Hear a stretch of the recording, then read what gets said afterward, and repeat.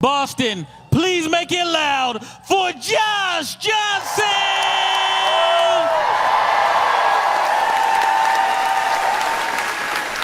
I saw where the lottery, at least at the time that I'm speaking, has worked its way up to $1.8 billion. That's a lot. It's so much you wonder, should I? Absolutely. That's how they get you. You know, growing up my entire life, I knew people who played the lottery. And I don't know if I know any winners. I just know a few people went missing.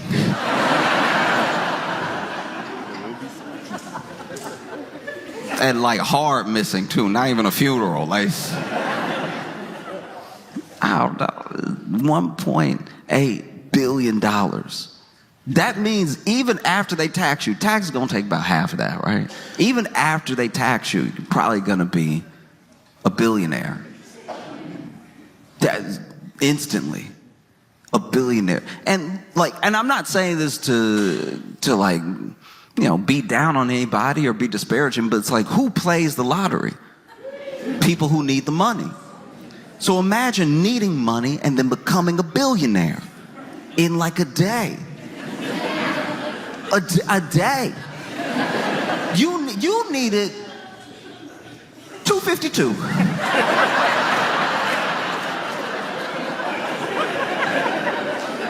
You had rent and a car note, and now you're a billionaire. A billionaire.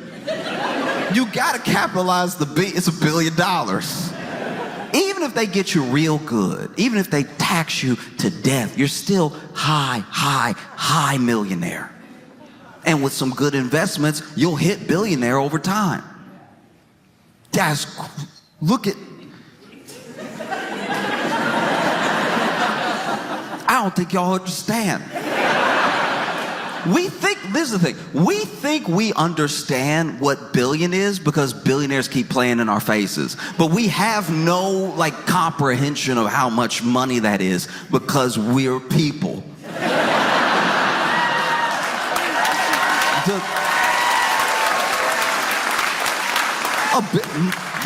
Forget like multiple, a billion. You can't even waste that, $1 billion. You can imagine, oh, I had some bad investments. $1 billion's worth of bad investments? That's enough to topple a small country. No, because I look at the billionaires of the world and the high millionaires, so almost billionaires of the world. And in a couple of the examples that I'm thinking of, right? If you make it to billionaire status, whether it's through valuation of your country or your company, or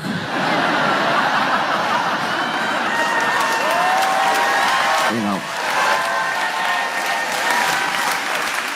whether it's through valuation of your company or just general assets and everything over time, if you hit that billion status and you didn't grow up with a ton of money, like if you're already a billionaire, it almost doesn't count. You know, you'll see billionaires, they're the sons of billionaires, and they'll be like, I made my own thing. It's like, you didn't though.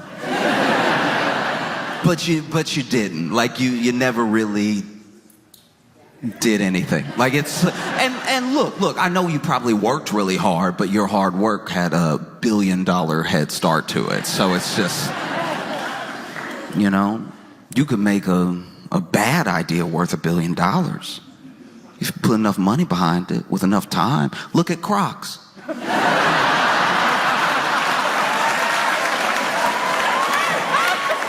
And look, that's not me. No, look, that's not me just dunking on Crocs for the sake of it. I'm saying as a shoe, you are so unprepared to go into the world. Every time it rains, you kind of feel it. I've had so many fights with my friends over Crocs, and it's not about the Croc or the design or whatever. It's about the fact that it's a Swiss cheese shoe. The holes make it a shoe problem. It is not like okay, I live in New York, and we have Far too many. I don't even know the number. We have more, I believe, rats than people. I'm pretty sure there's probably 10 million for every 2 people in New York. And one time I was walking with my friend who had Crocs on. Ill-advised, especially in New York. If you want to wear Crocs in, like, I don't know, like a beachy town, go ahead. Yeah, be comfortable. Let your feet breathe. Wearing Crocs in New York City, wearing Crocs in New York City is like wearing a shirt that on the front and the back says, "Please rob me." That's the level of prepared you are to go out into New York City when you're in Crocs. My friend was in Crocs, and we were just walking down the street, okay? Just nice little stroll, having a conversation. And then, as you would expect when you are walking in New York, as it is almost law when you are walking in New York, a rat ran across our path. Some people have to deal with deers in the road. We have to deal with rats on the street. And this rat running across our path judged it wrong. Was a little late. You know, usually when you're walking in New York, a rat will run across you real fast up ahead. This rat must have had some hesitation. You could tell this rat was like, okay.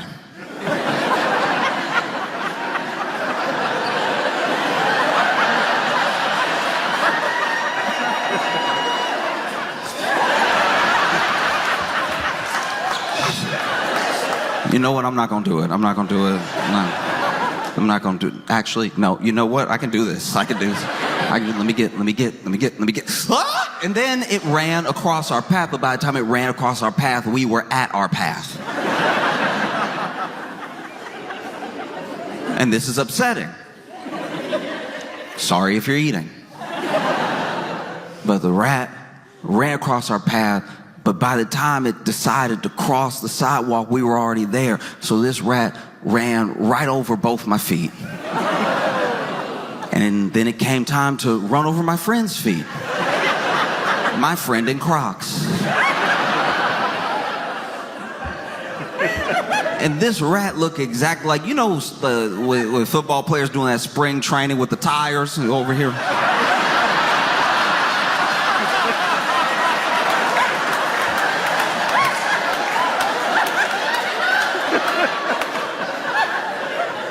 The rat was nimble at first. It got through 2 holes, no problem. 3rd hole, rat tripped.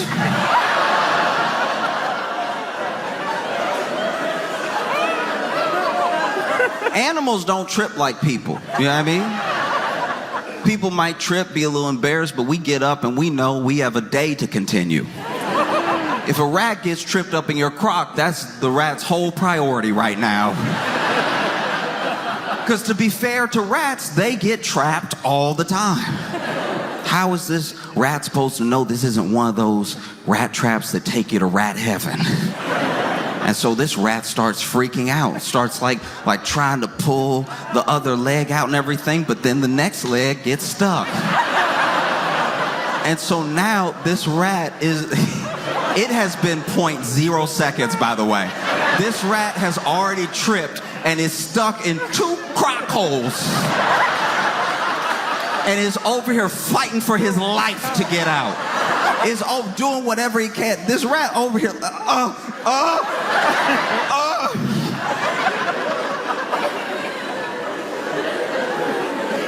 And look, I'll be honest with you right now, I don't even know if I imagined it, but I swear I heard it. I heard where the rat got free because I heard the little pull the little foot out of the crock hole and then ran away. And then my friend, who had just been defending his Crocs, had the nerve to be like,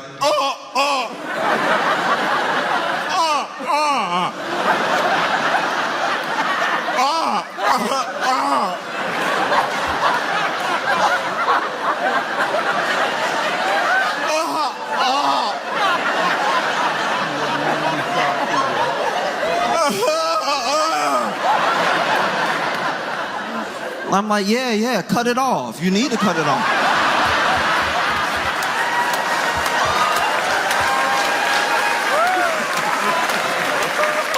Ran over my foot too, but look at me. Intact. No? And so you have even if it's not the company, the CEOs of these companies reach high $1 million billionaire status. You know? And it happens usually over time. Usually, if you don't come from money, you reach billionaire status or high millionaire 20, 30 years of your life. And being a psycho as well, like working 80-hour weeks and like just doing crazy stuff. And sometimes you get to get ahead because you cut some corners or you cheat some people or whatever it is. But then when you turn around and you have this like multi-billion-dollar valuation, you did it. And it took all that time, but like you're, 30 years removed from when you started. These billionaires, these millionaires, the ones that don't come from like extreme wealth, takes 20, 30 years of your life to get that money. And look how evil they are. I can only imagine. I can only imagine what happens if you get it in a day. Look. For any amount of lottery winnings and for any amount of like money, when you dream about money, that's what we do. Someone's like, what would you do with $100 million? And you might even have a list already. What would you do? And you think you know what you would do. And I'm not even saying that people are lying when they say these things. I believe that people really believe this is what they would do with the money. But then you're a billionaire in a day. Nothing can prepare you for that. Nothing can prepare you for that much money being that much power in a day. I don't know, like, I know what I'd like to think I would do with that much money. Because the amount of money that you've been living on is the amount of money you need to live. Like that, like, I know that in the US, like in America, that's like blasphemous to say. But it's like, even when I was broke, the amount of money that I had, which was not enough, was somehow still enough because I'm not dead. You know what I mean? And so obviously people need to get by. People deserve a higher quality of life and everything. I'm not saying this to say that if you're barely scraping by, that's all you need and be done with it. I'm just saying that sometimes you can get in your head, especially when you get a little more, that you need a bit more, and then you need a bit more, and then you need a bit more, to the point where people around the country who make six figures say they don't feel rich, right? And some of them making the high six figures. They've done studies about this and about why your brain never turns to rich when it's you and it's over time. You'll see millionaires say, well, I'm comfortable, but I'm not like rich. And then you're glad that it's through a screen, or else you might.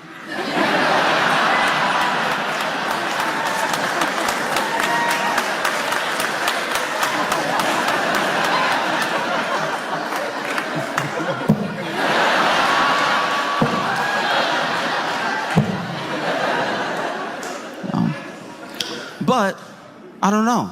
I mean, what would that do to a person? A day. A billionaire. Who knows? Maybe money really does change people in a way that you can't even fathom until you have that much money. Maybe you get $1 billion in a day, and out of nowhere, you don't even recognize yourself. $1 billion. And you're just like, wow. Huh. I could use some slaves. I think that...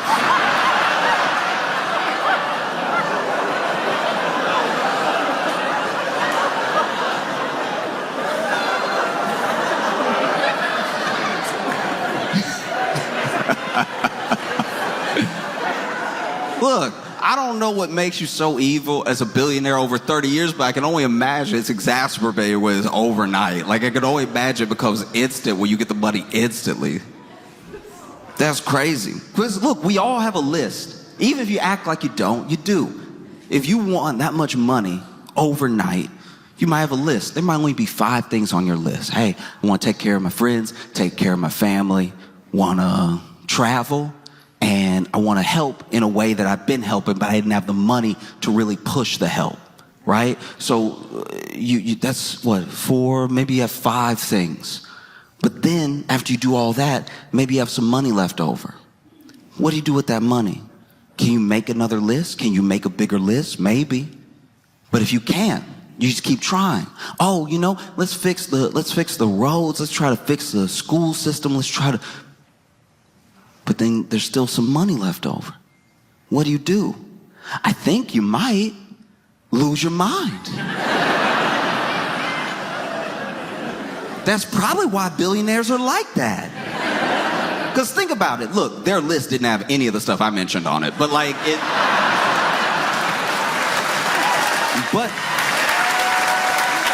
even though it didn't, it clearly had things that they cared about, whatever those were. And maybe they were only related to their company. Maybe they were only related to more business and getting more money. But even as those things got checked off and you tried to keep up with a list, you tried to make more goals and you were meeting the goals as fast as you were making the goals and everything. And then everyone around you is a yes man because they want some access to that money because they're also trying to climb, right? And then you finally have gone down the list so hard that you're just like, maybe Mars?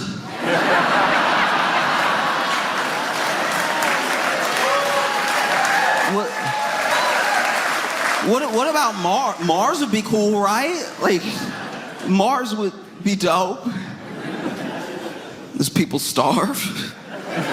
Mars, though, that would be dope. And it's like, yes, it sounds dope. And I hope he goes. I hope he does. Like, that'd be fire. If he went to Mars. Spend your fortune as the richest man in the world to be the poorest man in the universe. Because I guarantee you spend your whole life and then you finally, let's say it finally happens.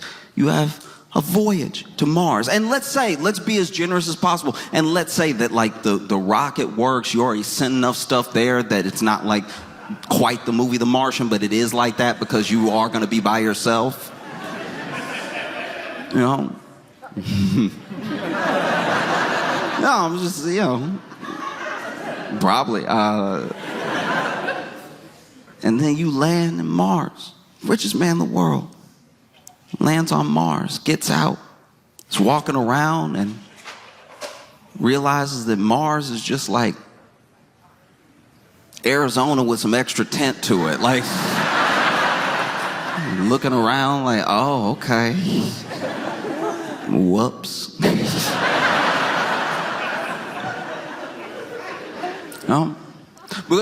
Because money is... We'd like to think that it's more than this, and sometimes it is. You can point to points in history where it is more than this, but like America is money. Land of opportunity. Opportunity is access, but it's also money. Money is how we define identity. Maybe you don't as a person. Maybe, I don't believe any one person is just their job or their net worth. There are things that you are that are deeper than all that stuff that's going to pass away. But that is how we as Americans define each other, is money. In fact, when you get your identity stolen, it's because they mess with the money. I don't know of anyone who said they got their identity stolen and it was in a Lifetime movie sort of way. I have yet to meet anybody who said they got their identity stolen and they know it was stolen because they came home and there was a dude who looked just like them hugging their wife. And they were like, honey, it's me. And then she was like, And then the imposter was like, don't listen to him, honey. It's me. Can't you tell? And like, hey, what are you doing in my house? And then the kids run in and they run up to him. Hey, Dad, who's this stranger? What? Kids, it's me.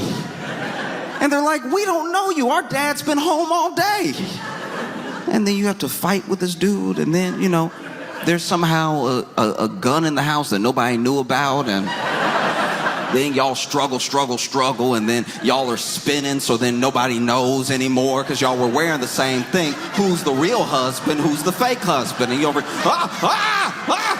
you know, you're just running around, grabbing the gun, knocking the gun out of each other's hands, and then, you know, there's some bounty commercials in the middle because this is a Lifetime movie. But then you pick up the gun and you're like, get out of my home, stay away from my family, right? And then the imposter goes, and then runs up to you and y'all hug one last time. The gun goes off and nobody can tell who was shot until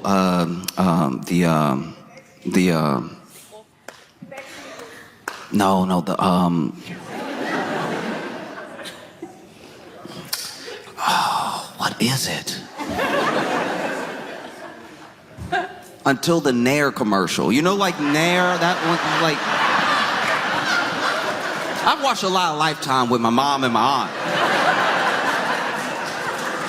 And so then they come back from commercial and y'all are both backing up and you're like, somehow in a movie, whenever somebody has been shot and someone shot someone, they both react the same. I always find that very annoying. The person that pulled the trigger is like, but then the person who was shot is like,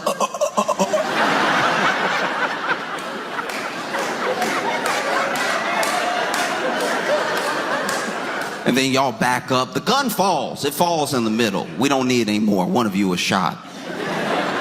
And everybody's backing up, and then you see some blood. You see blood, and then you see blood because y'all were hugging when it happened. So whoever got shot also bled on the other person. So it's been about 5 minutes and we still don't know who was shot.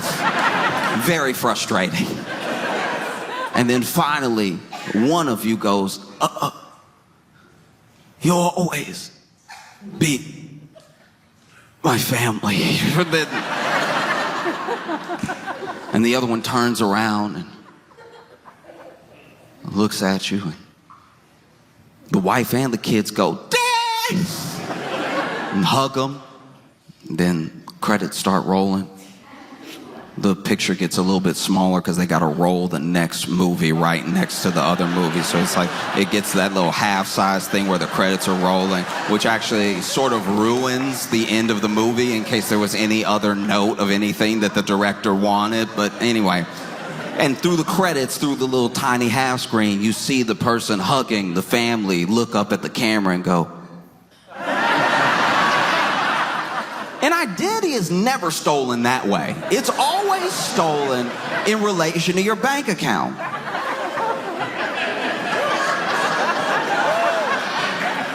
No, because that's who you are. That's who you are to the bank, and that's who you are to any business entity is your money and the number that you are. You know. Now look, I would like to think that everybody knows that everyone's more than that, but that is how you break down. That's how you're calculated. You know what I mean?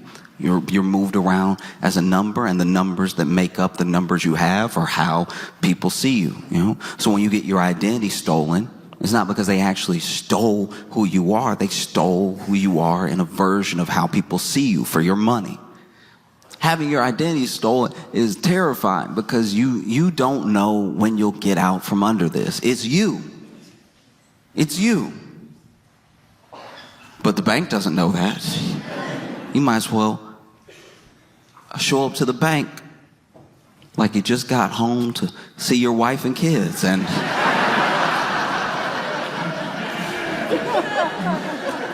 there is an imposter next to the bank teller's booth right with you. Y'all might as well be shoulder to shoulder. Like, no, I'd like to make a deposit. No, I'd like to make a deposit. Because you also have to factor in what that money doesn't just do to the person, what it does to the people around them. Some of y'all may not remember this. I barely remembered it until I started just reading about people who had won the lottery and what usually happens. Because there's this myth that everyone that wins the lottery goes bankrupt and ruins their life. It's not actually true. It's about half. Which are better odds than winning the lottery. And the difference between the people who crash out and the people who do well are the decisions they make as soon as they win. And now it's almost down to a science. There are people who are financial advisors that seek out lottery winners to help them because they've done it for other lottery winners and stuff. But there was this one woman, it was crazy. This happened in the 90s. I think it was 1990, right? This woman was a server, and she got tipped a lottery ticket. And so she, put that lottery ticket in, and she won. She won $10 million. And then everyone around her turned. The people who were also on shift with her, they tried to sue her. Because I don't know if this is one of those restaurants where, sometimes you work as a server and everyone's tips are pooled together and then you split them at the end of the night. Or if it was just that they were saying that was their table. I don't know what all the lawsuits were, but I also know that the man who tipped her the ticket tried to sue her. Yeah. Her ex-husband even kidnapped her. And she had to shoot him in the chest. The chest is one of the wildest places to get shot. Because there's still some plausible deniability there, but you know where you were aiming. And then the IRS came for her, walls closing in all around money. Because people will do crazy things for money, and people will let the idea of money shape how they treat a person, Money is only second to people in the idea of something that's in front of you that means a bunch of different things. People can mean the whole range of emotions to you, but so can money. If someone won $10 million, if they won $1.8 billion, some people see that as money, but a lot of people see that as hope. They see it as power. They see it as like a salvation out of their problems. They see it as whatever your imagination can mold. Because there are some people that if you got given $1 billion right now outright, there's so much good you do with it. And then there are other people that if you got $1 billion tonight, you'd be like, oh, I have some things to revisit. $1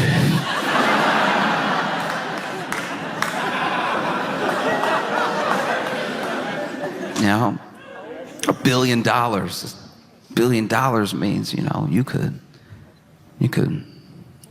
buy everything around a person.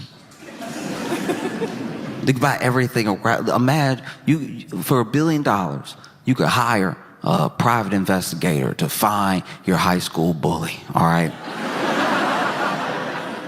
Because let's say they're not on, maybe they're not on social, not everybody is. And so you hire this private investigator to find your high school bully. And maybe this bully gave you like a really catchy, mean nickname, Maybe it was something that happened to you, something real bad. Maybe you got sick at school one day and maybe you didn't make it to the bathroom, right? And so he called you Wet Willie for 4 years, right? In this scenario, your name is Willie. And you hire this private investigator to track him down. Maybe his name's Travis, right? You find me Travis. And so then the private investigator says, hey, I found Travis. He's living in Connecticut, and he's married.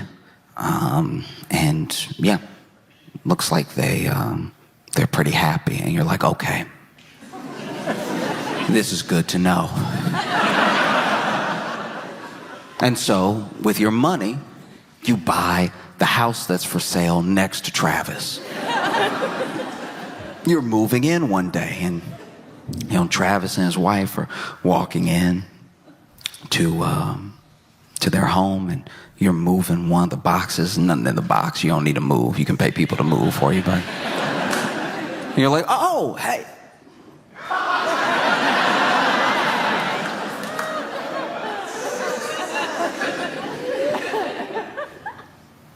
Travis? And he's like, oh, Willie, Will,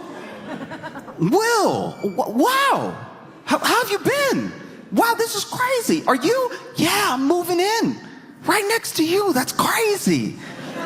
That's crazy. He's like, yeah, that is. Wow. This house has been on sale for months. And now it's, what a coincidence. And you're like, yeah, a coincidence.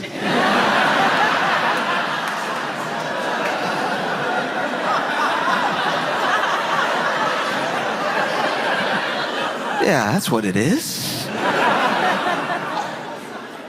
And you see that not only do you have this nice house in front of you, but, ooh, Travis has a phenomenal house, you know? There's an HOA, so they're pretty similar, but overall, very big and very nice, you know? And right then, Travis's wife walks up, Susie. Susie walks up, and she's like, hey, babe. And then he's like, hey, what? Me and William went to high school together. This is my wife, Susie. And you're like, oh, hi. Nice to meet you. You shake her hand, and you're like, wow, this is crazy to just, you move to a new place, and you don't know, usually you don't know anybody, and now I got pals right next door. And Travis is like, yeah, this is wild, man. You should come over for dinner sometime. Come over for dinner. And you're like, oh, wow, how's tonight?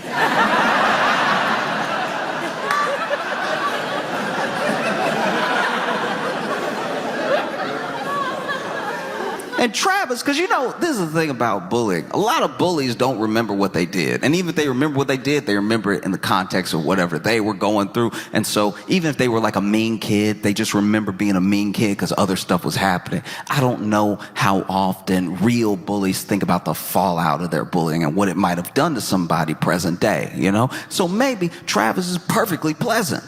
Easy to believe. It's been a long time, And so he's like, yeah, I think... no. Okay, we do have a little date night tonight, but how about tomorrow? Tomorrow night, we should have dinner. You just come over to our place. We'll cook for you. And you're like, wow, yeah, Travis, it sounds great. All right, I'll see y'all later. You take your empty box.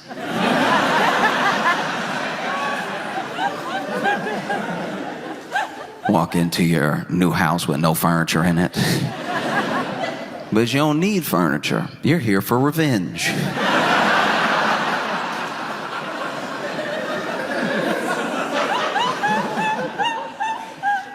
The type of revenge that only money can buy. And you're so excited, you don't even know if you can sleep. And so you lay on the floor of your brand new house. Because hate makes you comfortable.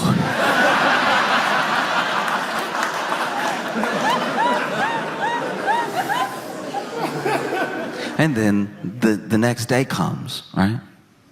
The next day comes, and you've had a private investigator on Travis for a while. You even had a private investigator on Susie. You already know her name. And so the next day, during the day, you go over to Susie's workplace. Susie works at a salon, right? And so you go over and you're like, hey, what? This is crazy. Wow.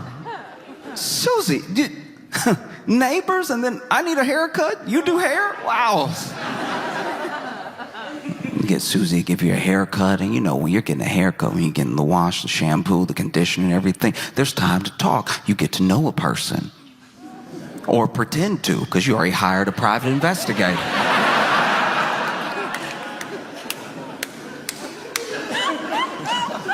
So you land in the sink and y'all are chatting it up, and you're a personable enough individual, so y'all are cackling back and forth. And then at the end, Susie puts the mirror in front of your face, and you're like, wow, a magician. Truly incredible. Thank you so much. And then you go to pay, and then you put a $10,000 tip on your haircut. Susie's floored. What? I can't accept this. You absolutely can. I haven't felt this good in years. You made me look like a new man.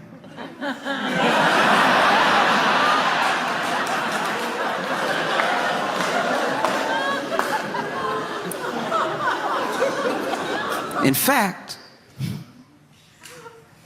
I don't know, like, I'm sorry, I never do this, but like, are you doing anything after work? And Susie's like, yeah, the dinner that we have. And you're like, oh, yeah, that's right. But, okay,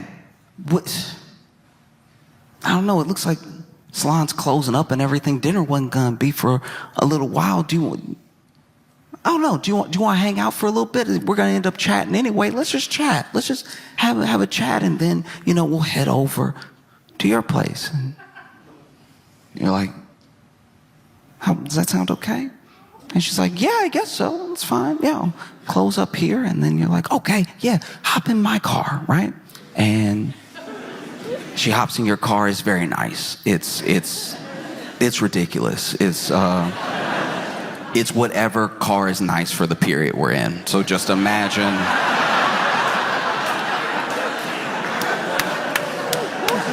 Imagine the type of car, and it is that. And Susie's also impressed. She's like, wow, okay, you must have done very well for yourself. And you're like, yeah, I do all right. Because then, no matter what car it is, I assume it goes fast, right? And then he's like, actually, I know I'm new to the neighborhood and everything, but can I show you something? And she's like, yeah, sure, okay. And you drive. You end up driving to this like little patch of land that's off by the wayside, and there's a small little airfield there, and you park, and Susie's like, what is this? And you're like, oh yeah, I got a call, it was a text while you were doing my hair and everything, and there's just something I have to check out over here, so let's just walk through. And you walk through this little air hangar, and it's to your private jet. And she's like, wow, you have a jet? And you're like, yeah, I do.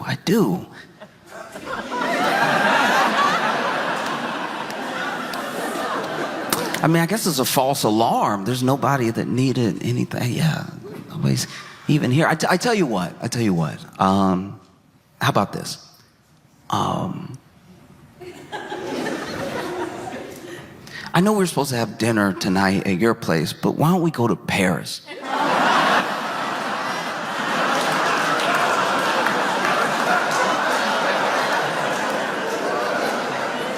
She's like, Paris? You're like, oh, I'm sorry, do you prefer Milan? We can go to Milan. What are you even saying right now? I'm like, oh, no, I'm just saying, we're supposed to get dinner. Let's have dinner. We have dinner without Travis.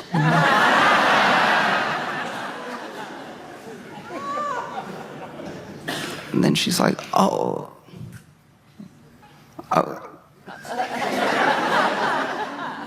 I don't know what to say. What is the tip? And then now he's invited. I'm married. No, I know. I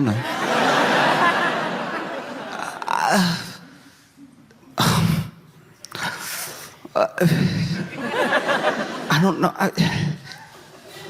Now? Yeah, now. Actually, you know what? And then the stairs.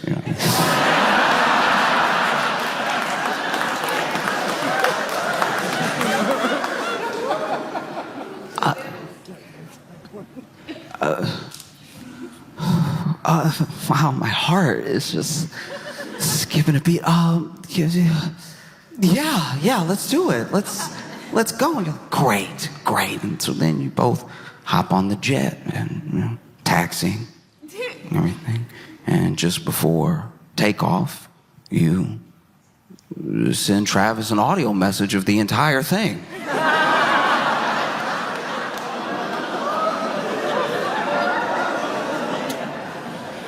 You add a little something at the end. You're like, this is from Wet Willie.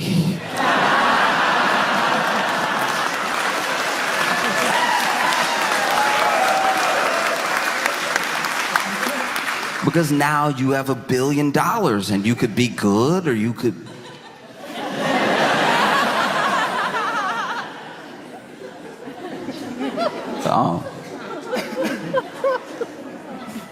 Because that is how bad things are now. We used to make fun of people that play the lottery, and now it seems like a sound fiscal decision. It sounds like a sound business plan to save a little money, put a little away, and buy some lottery tickets. Just... oh, it's either buy some lottery tickets or, you know.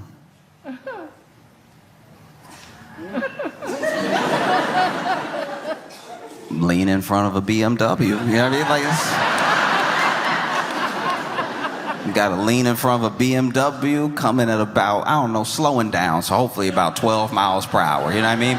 Enough to do some damage, but not quite kill you. You know what I mean? Like when you get hit, it's gonna make that sound. You're gonna hear some stuff. Some of that stuff's gonna be you, and some of it's gonna be the car. You might even lose consciousness for a second, but you will, you know, hopefully wake up. And there's some real technique to it too. I don't know if you saw that video. There's a dude who you could tell he was too you could tell he was too nervous. He shouldn't have done this. And not just because it's fraud. He shouldn't have done this because you could tell his heart wasn't in the grift. You know what I mean? His heart wasn't in it. Like, some people, the grift is who they are. They buy into the grift completely. When I was a little kid, my elementary school teacher got into a fender bender, right? And got in a fender bender with this dude and bumped him just enough to get a little bit of separation, but you could tell that she had hit him. And he immediately got out of his car, went into the trunk, pulled out a neck brace, and laid on the ground, right?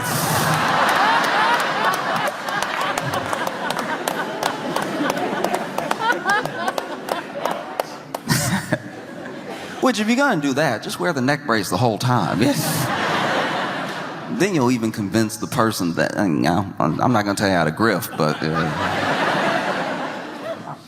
So if you're gonna do this, you gotta commit. You gotta know long before this BMW takes that turn at the intersection that this is what you're committed to do. And there's a video of this dude. This still cracks me up, right? Okay, so this dude is over here, and you can tell he wants to jump in front of the car. Maybe he has the whole insurance scam planned out and everything, can sue, whatever. You just gotta let a BMW hit you and hope it's not a rental. Yeah, it is. Oh, nothing would make you madder than getting hit by a broke person.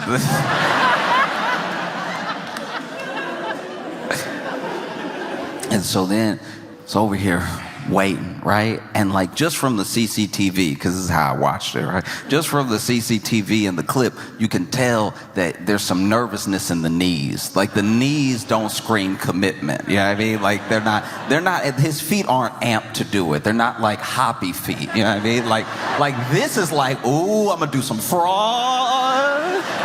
Ooh, you about to get defrauded. Right? But he had more of a, oh, okay. All right. Okay. All right. And you could tell he was thinking too much about how he was gonna land. That's the problem. Because you gotta know, if you're gonna jump in front of a car, you gotta know, okay, am I gonna be mostly grill or mostly windshield? All right? Both have their drawbacks. All right? Now, grill will push you forward. It'll push you forward an amount that will make you look dead to a bystander. So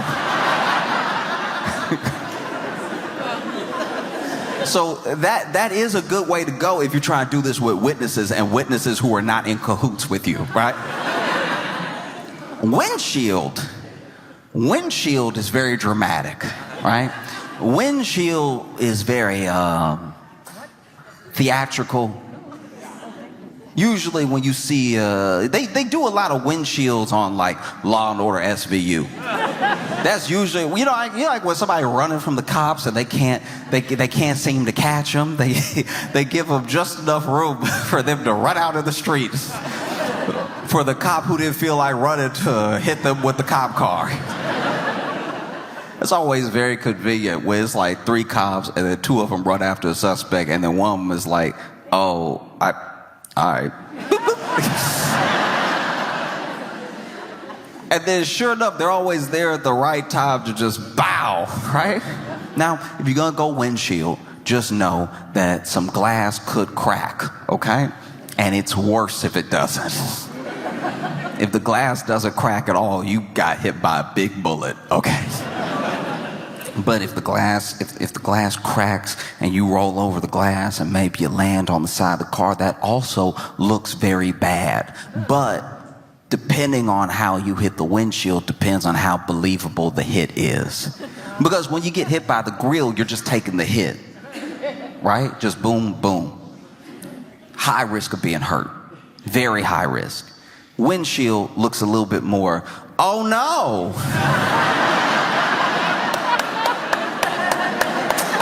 Ooh, you got me.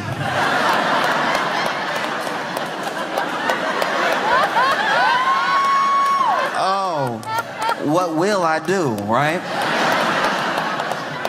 Because you can't really control your body as it gets hit and it's on the windshield. So you hope you go over the windshield. That looks like a very bad hit. But if you stay on the windshield, it starts to look like your fault even if it wasn't. Like it's just, the optics aren't great. And if you slide off to the front, it looks like you didn't get hit fast at all.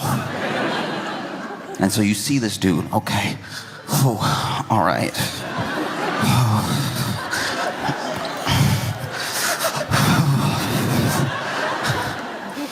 And then he goes for it. But not only did I see him in the clip, in the CCTV video, you know, like thinking about it too hard. The person in the BMW also saw him thinking about this very hard. And it didn't help that he chose to do this at an intersection, which means they were going to be slowing down anyway. And so then he finally goes to jump into the street, and they've already come to a short stop because they saw him coming. But look, he's already put a lot of thought into this. He will not be denied. And so even though the car is almost at a full stop, he goes,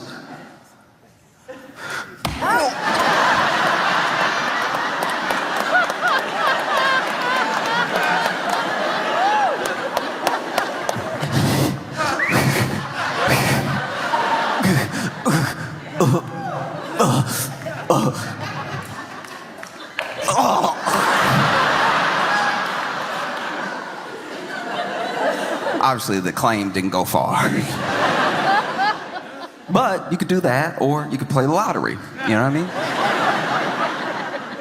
Because I really do hope that the person or the people that win, like have a good life and do something well with it. There's so many scams now. Sometimes if the person's identity is known, that's actually what like ruins their life, because then there are scammers who will never meet this person, don't know this person, but then they will masquerade as them online, hitting up people around this person, trying to get whatever private information so that they can scam that other person, not even the lottery winner, you know?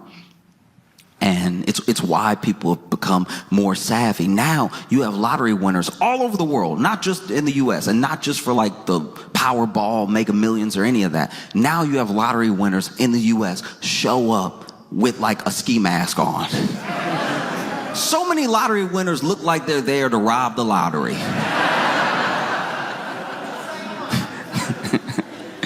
You know?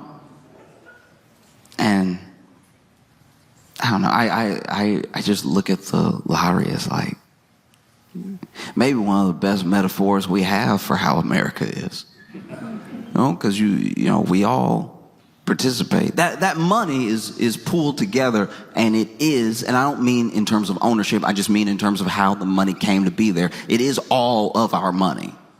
It is all of our money pooled together for 1 to like 6 people to have. In fact, sometimes you'll watch the lottery. You'll watch someone win and you'll be like, huh, wow, I worked at a company like that. That's crazy.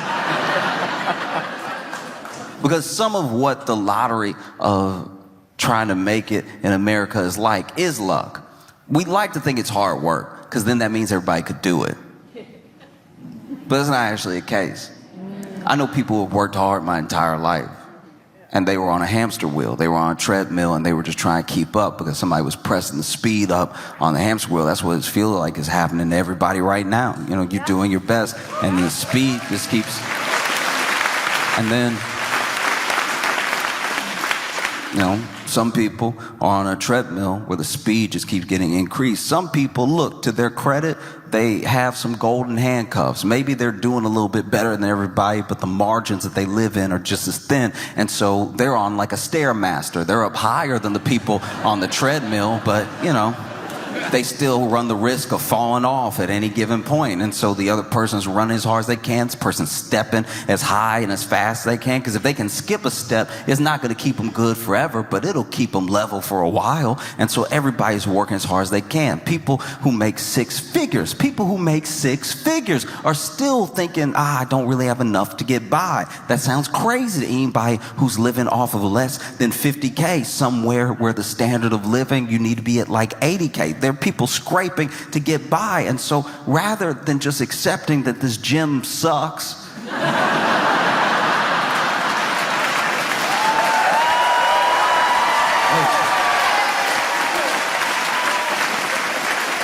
people just keep going as hard as they can until they either their heart gives out or they end up in one of those like fail videos.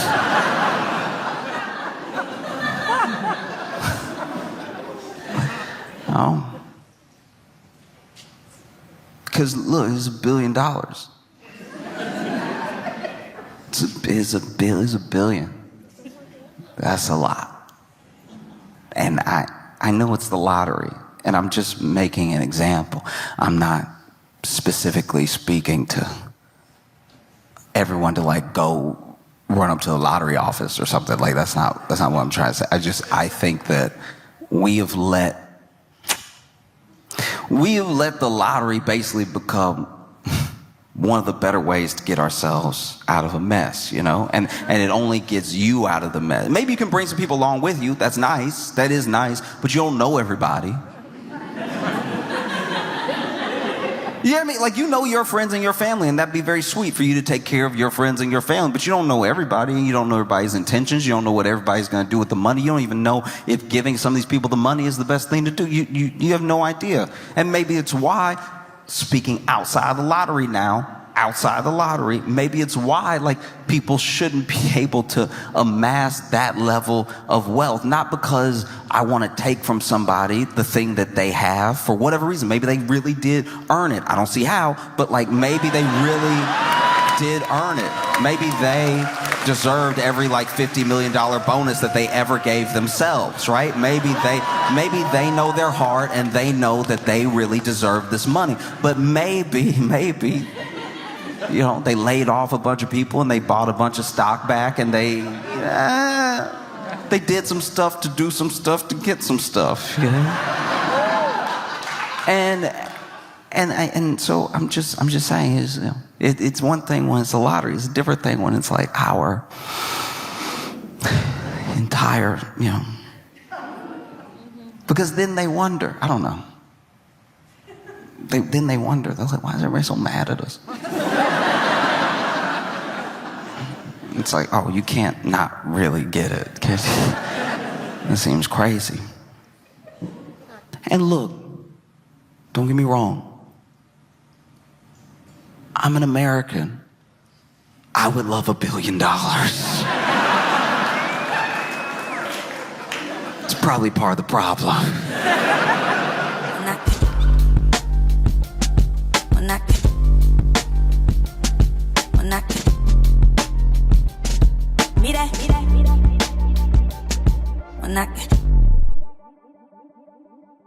I have been absolutely obsessed. I don't know if you've heard, but there's been a viral chase money glitch.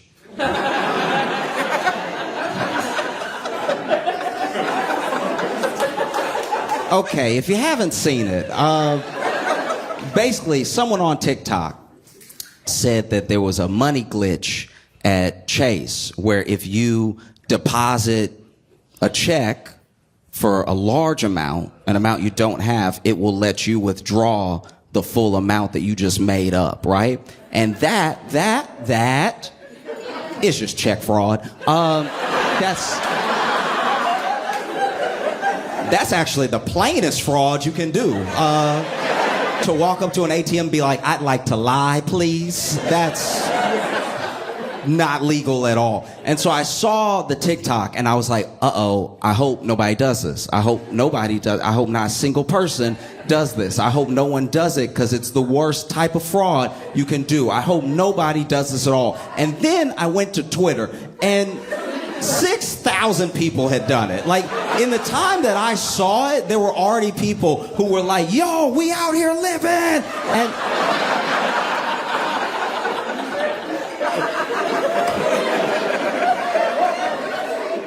watching people you don't know commit fraud is like watching your uncle wear a suit he thinks he can pull off. You know what I mean? Like, you're just like, no, not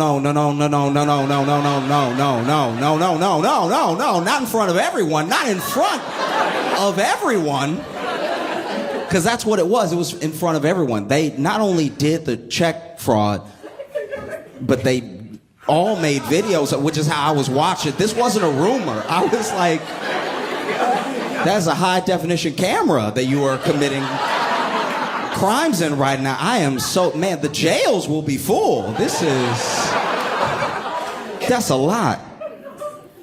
Because, you know, they were playing with money that they didn't really have, and they were spending it on things they shouldn't have been spending it on. And so, you know, I know I'm not the first person to say this. I'm late when it comes to saying this, but I need to say it just to reiterate one more time in case anybody doesn't understand why check fraud is a very, very bad idea. They went to Chase Bank, right? And then they wrote their name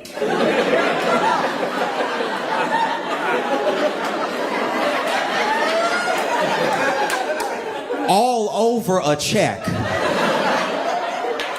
And then they went to their bank, which was Chase Bank, with their name on that check, and then put that fake money into their account, which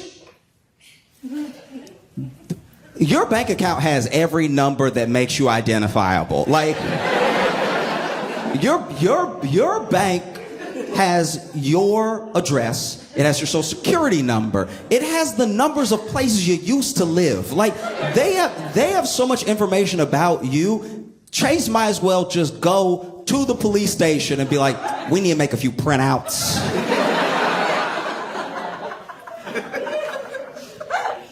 And so people were doing the check fraud, but then this is the other thing. This is what happened. This is why people started doing it, right? Basically, the glitch, as people were calling it, some of it was just straight up check fraud because they will give you a portion of the check because they haven't verified the check yet, but it's law that they have to make a portion available immediately, right?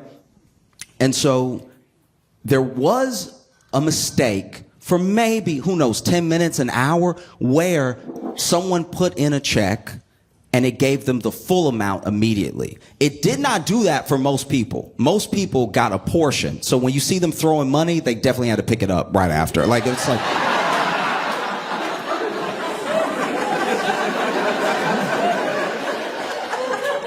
Don't let the internet lie to you. Like, they threw that money for the video and then they were like, oh God, whenever I see stuff like that, I always think to myself, like, y'all didn't factor in the wind at all. Like, you balling for these next 3 seconds, but as soon as there's a gust, you're gonna be running into traffic, screaming, no! And so basically, you know, there was that side of the glitch. Another side of the glitch was that there were people who were also requesting loans, like pretty high loans. And the loans were also appearing, for some reason, appearing in their bank account in full, even though all the money wasn't available, right? So that part is a mistake on Chase's part on the website. But what's actually happening when they were withdrawing the money was just a little bit was coming out. That little bit was just a portion of a bigger amount, right? But then Chase caught on pretty quick because they posted it to the internet, right? Which is where Chase also is. If Chase was one of these mom and pop banks where mom worked the teller and dad was the personal banker, maybe they would have gotten away with it for quite a while. But because Chase is also on the internet, Chase saw the mistake they were supposedly making. They corrected it immediately. They put a 7-day hold on people's accounts that were affected by this activity, right? But then, because they never had the money and because they already withdrew some of the money, they were getting negative balances as high as $72,000, right? Which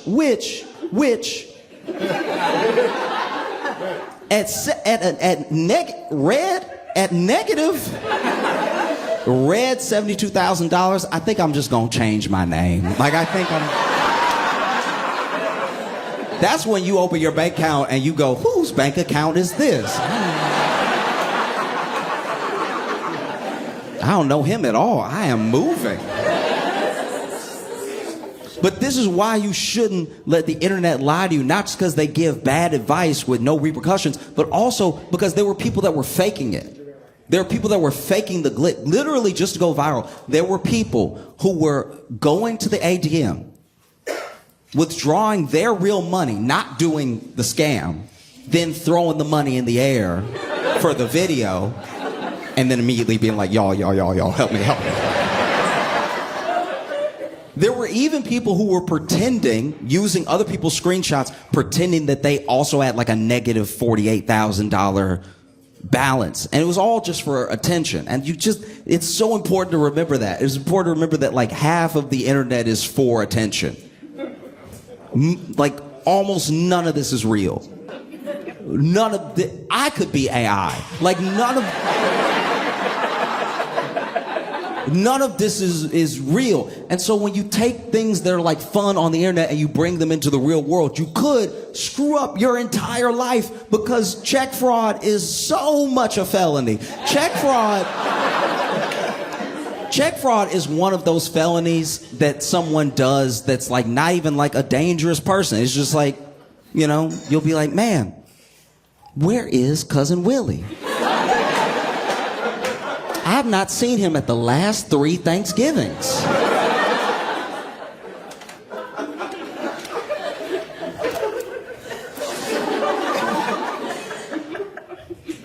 And then your grandma go, okay, so Willie, he got into a little bit of trouble at Bank of America.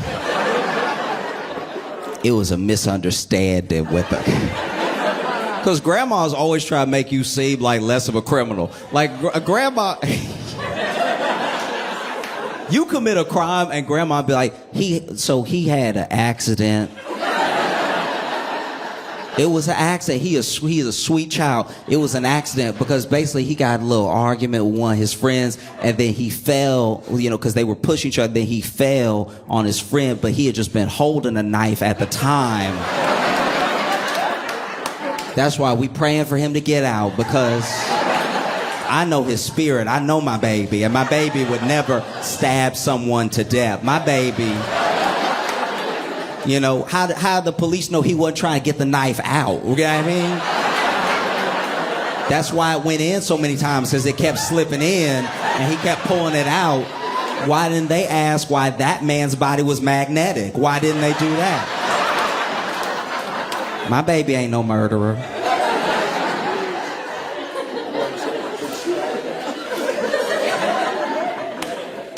You do check fraud. Your grandma's like, that's not even his handwriting.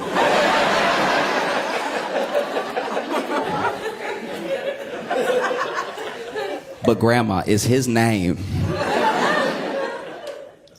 at his bank put into his account? And they just came and got him. Yeah, but I don't know. That when a grandma really has nothing for you, when you did it so hard, when you did it in front of her, that's when she's like, I don't know.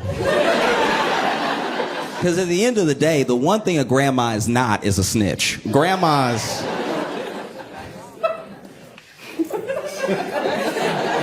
Okay. All right. So back in the day, so I grew up in Louisiana, right? And back in the day,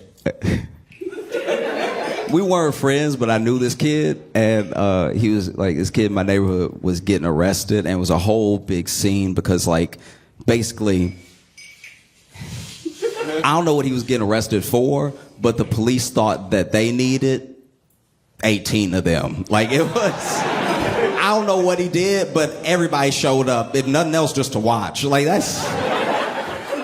And that dude's grandma came outside screaming like, he didn't do it. Typical grandma. He didn't do it. He didn't do it. And then she tried to fake a heart attack.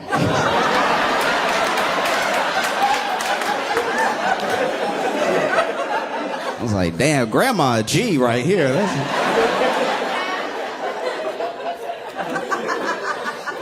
That's probably what G stands for if you go back all the way. She was like, don't take my baby, don't take, oh no, my heart.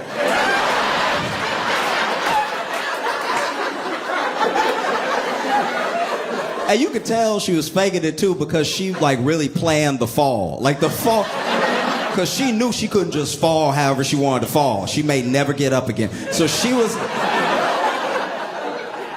in her little nightgown and everything, looking for a soft spot on the ground. Oh no, not my baby, my heart.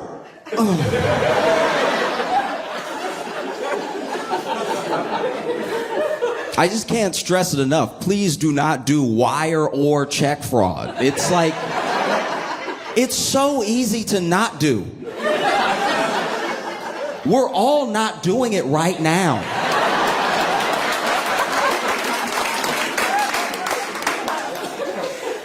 And I don't want to, look, I'm not coming from some holier than thou place either. I understand crime. I understand why people do crime. Like if you've ever been broke, you get crime. Crime makes so much sense if you're broke. I don't understand when rich people do crime because they already have things. Do you know what I mean? If you do crime as a rich person, you're really doing it for the love of the game.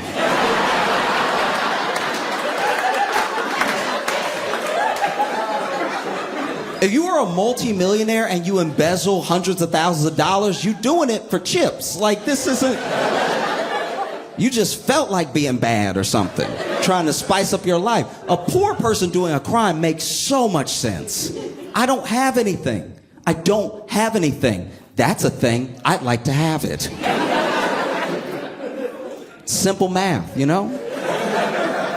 I've been hungry. You hungry? Man, I wish I had something to eat.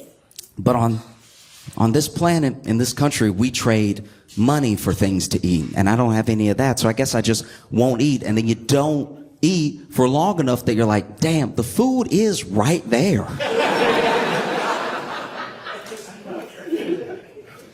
You know what? Today's the day. I'm gonna do a crime. And then you grab an apple or something, and then, you know, grocer sees you, and you try to run, but you can't because you don't have any energy.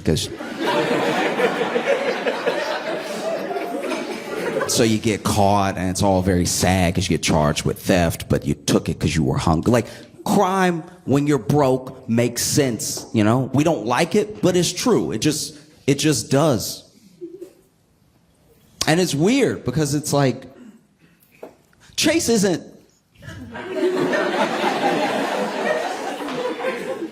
Chase...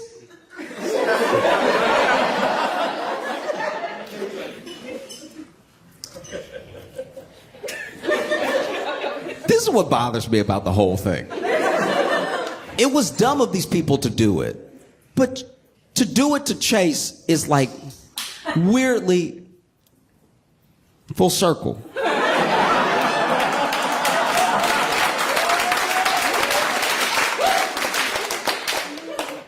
Chase got bailed out in 2008 for about $12 billion. And they needed those $12 billion because they were playing with money that wasn't theirs. And they were... They made the video, it just didn't go viral. You know what I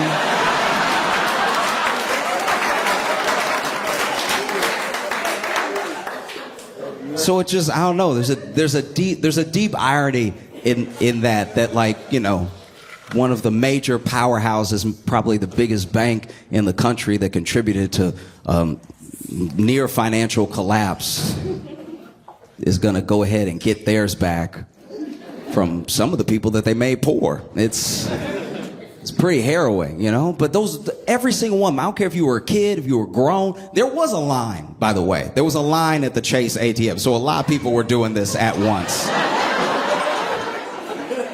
There was such a long line. Okay, I didn't know about the scam until late. I am late when it comes to everybody doing this. It's already over and Chase has like settled it and they're probably gonna go get their money back. But I was in line one of the days and I don't look like I wouldn't do it.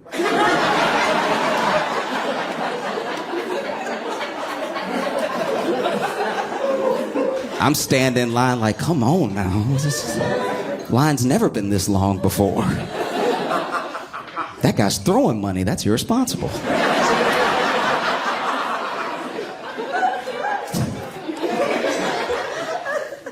No. It's just, you know, you should know. I don't care your age. I don't care if it was on the internet or if it was a rumor you heard in real life. You should know that you cannot just take money that's not yours as a poor person. If you want to steal millions of dollars, you need to already have millions of dollars. There is a Chase money glitch. It just only benefits Chase. You know, the only people who can just print money with absolutely no consequence are the Federal Reserve. Everyone else has to deal with it. That's a tough one. It really is. Because I think about how some people are like actually in real like felony trouble. I don't know what I would do if I committed a felony, but I was just joking. This is a terrible predicament to be in. Some of these people are like 20, you know? They're like, guys, I don't know, I just wrote too many zeros, my bad.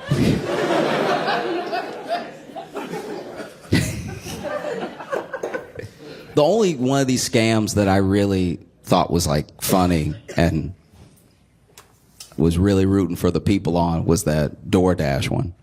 I don't know if you saw this, but basically there was this DoorDash scam that was essentially the same thing. It was kind of tied to a Cash App scam. There are a lot of scams if you pay attention.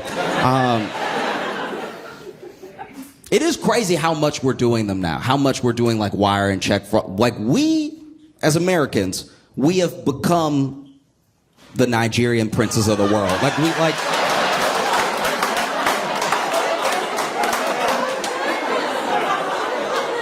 Because I know Nigerians. I know Nigerians from Nigeria. And they are like, what is happening over there? Do you need us to send you something? Like, y'all are down bad as a people and as a country. This is hard to watch. But basically, there was like a DoorDash scam / Cash App scam where basically Cash App was letting you, it was basically letting you have a balance without pulling it from your bank. So then people were saying that they had enormous amounts of money, right? But then weren't able to pull it out. Like they weren't able to transfer this imaginary money to their bank. Thank God they weren't able to do wire fraud, but like they weren't able to send it. But what they could do is, as long as a full transaction was online and they linked it somewhere else, they could pay for things online with this fake money, right? And so what a lot of people would do was use their Cash App fake money to get stuff on DoorDash, which feels that feels like the most fulfilling of the scams because like you can make me pay back money, but you can't take the burritos out of me.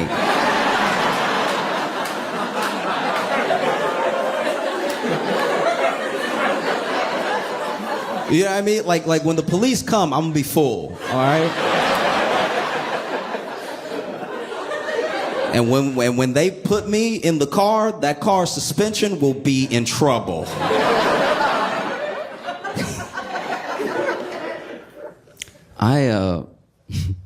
I had the opportunity not too long ago to really be a hero. Like, you know, you don't know when your hero moments are gonna come. They just show up and then you act like the person you are in that moment. And I had the opportunity to be a hero and I didn't take it.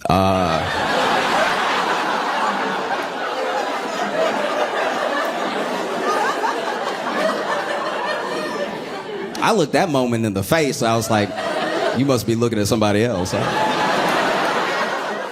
I don't know what to tell you. This is bad. Basically, I was at a friend's house, and while I was there, some other people basically broke out into a fight, and like a real fight. We're not arguing. No one's talking anymore. Fists going and everything. And there was a moment where I could see a gap. I could see a pocket where I could have broke it up. And breaking up a fight is a very precarious position to put yourself in because most fights that you want to break up, especially if it's two people, if it's three, it's gone too far. You know, you're not going to be able to double dutch that one. You know what I mean? But two, you wait for a moment where they're like both tired or they're trying to wrestle or, you know, they're backing up to like get started to fight. You know that little back up hop step?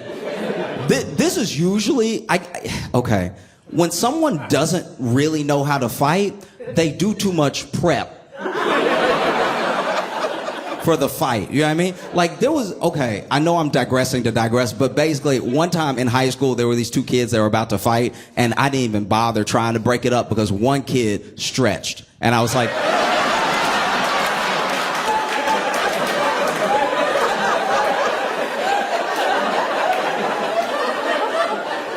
nobody that's really about to beat you down goes, oh, okay, you about to get it.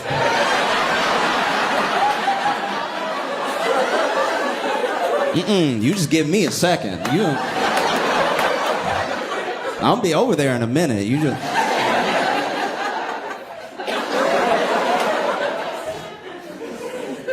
And so, said all that to say that, you know, there was this moment where they were backing up, and one of them, you could tell he couldn't really fight because his hop, when he was backing up to prep, looked weird, right? Because he didn't hop like, you know, like if somebody can really box or if they've got like some movement, some footwork, they have the little hop. This dude went, okay, then here it is then.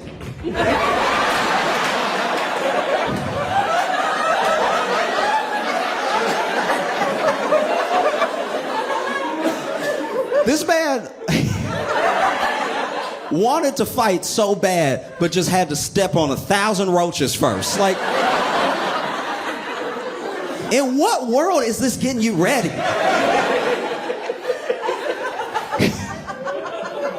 You look like you've already been hitting your cerebellum when you move like that. But anyway, they get to fighting, right? And I could have jumped in. But I was like, you know what? No. Because when you jump in to stop this fight, you need to be bigger than both people, right? The way you jump in and stop a fight, usually it's hand first, like you get the hand in there so that's the warning. Hey, stop swinging. Somebody else here. You might not hit him, you might hit me. Hey, right? And then you put your body in between the two of them. And the idea is that your body will be big enough that they're like, I want to punch, but there's too much to get around.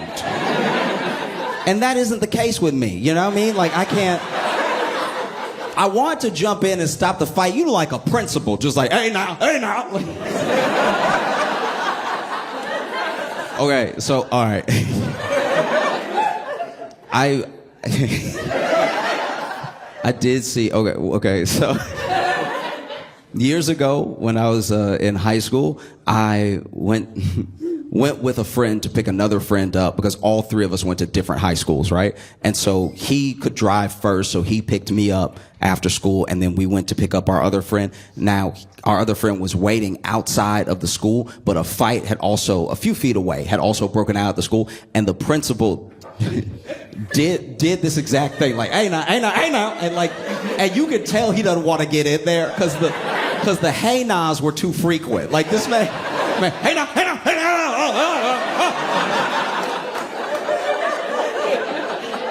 But he stopped the fight because he was just being too big for both those boys to get at each other, right? And I don't have that. Like if I jump in, I will catch a stray. Like I'm gonna walk right into a fence. Brothers, please.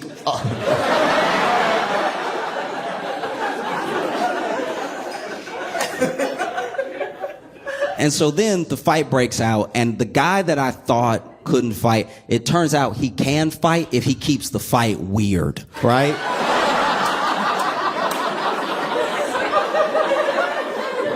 Because in fighting, in hand-to-hand combat, in battle, right?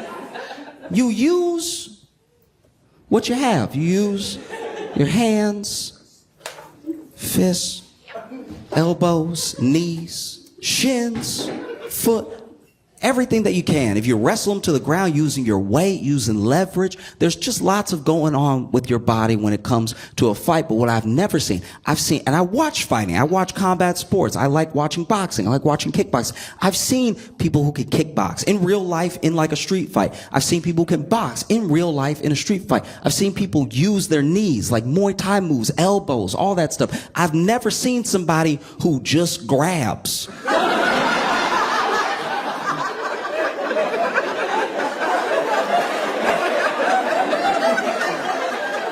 It is harrowing to watch. Because my man is over here trying to like fight, like he's fighting, right? And he's like punching and kneeing and kicking and everything like that. And the other dude, anytime he get close, he's just like,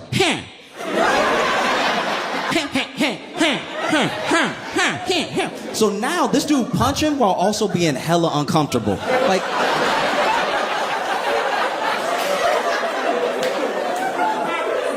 Like you can see where he's like, hey, when's this cross over into a different type of assault? Do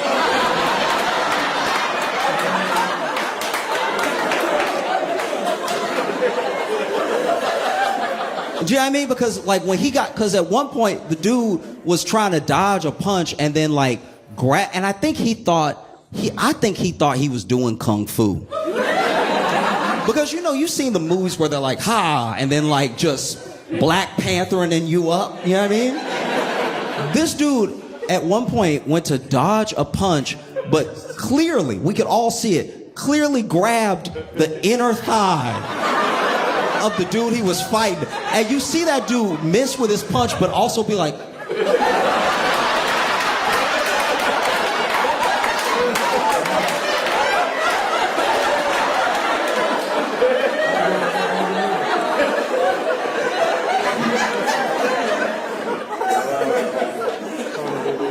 and so they're fighting, and then there's one point where, the dude who really knows how to fight pushed the grabber away. Because I think he just needed a break. Imagine you beating somebody's ass and they're still like,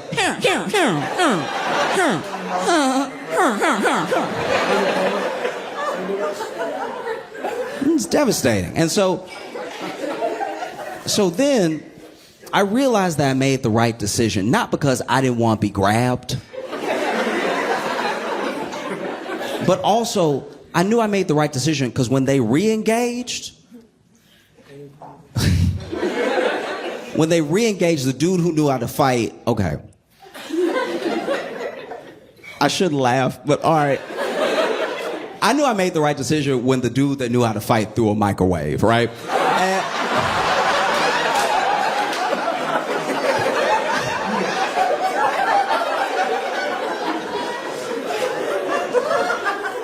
And I think, okay, this is what I think happened in my mind, right? No one even saw him with a microwave. We didn't know where the microwave came from. You know what I mean? And I think we were distracted because when he pushed the grabber off, the grabber was ready. He was still like had energy, even though he had lumps all over him and everything. And he was just standing like.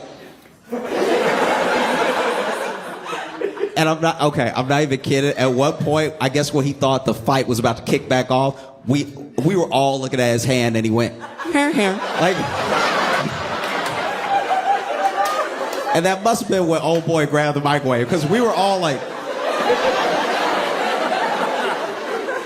it's weird. And there's a thing about when you're in hand-to-hand combat and you're losing, that's usually when someone reaches for a weapon, but the weapons normally make sense. I'm losing a fight. I'm in a home. I'm gonna grab something that's gonna give me a mechanical advantage, like a hammer or a knife. You know what I mean? Like, I love, one of my favorite things in the world, I've only seen it like twice ever, but one of my favorite things of all time is when somebody in a fight and they hit somebody with a book. Because it's literally poetic. When you hit someone with a book, it makes it feel like the book is in on the fight, right? Like if we're fighting and then I hit you with some James Baldwin, I'm giving you culture, right? I'm educating you. Somebody being dumb, you hit them with an encyclopedia. Read, you know? Somebody talking crazy, you hit them with a dictionary. You're literally giving them better words to use. But the thing about a microwave is that when it's coming at you in the air, it's all corners.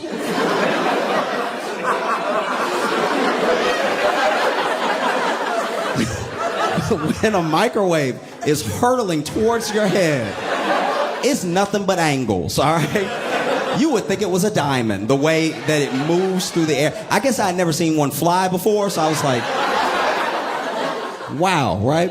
And so then, the best you can hope for, if you can't catch the microwave, if it's coming at you too fast and spinning too hard for you to dodge or stop it, is to just get hit with a flat surface, right? The best case scenario is that you get hit with a microwave that's coming at you door first, like a window. That feels like it has the most give to it. But that didn't happen at all. This dude threw the microwave at the grabber, and that dude got hit in the head with the popcorn button. And I've never seen a person shut off faster, right? Like, this dude caught a microwave in the head, and you just saw him go, like, I've never seen someone go limp that fast, right?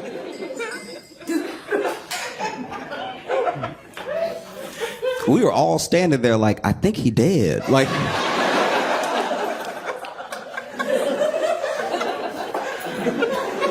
the only reason we knew he wasn't dead is that finally, after like 30 seconds, which 30 seconds when you think you're looking at a dead body is forever. That's... When you think that somehow you might go to jail too, you've been looking at that body all day. But he was clearly like down for 30 seconds, and then we just saw him be like, oh. He's fine. He's fine.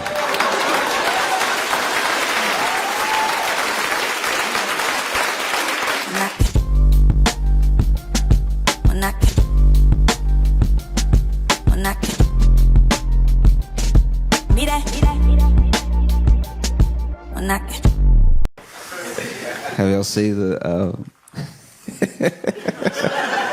the Civil War taking place? All right. If you haven't heard, that's fine. That just means you live in a functional life, because what I'm talking about happened on Twitter. Elon Musk came through and was like, hey, we actually really need in America H-1B visas.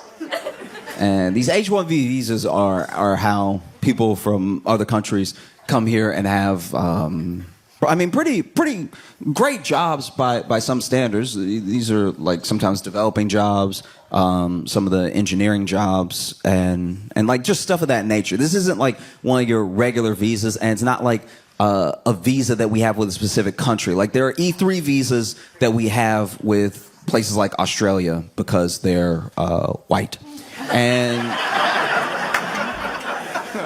that's like that.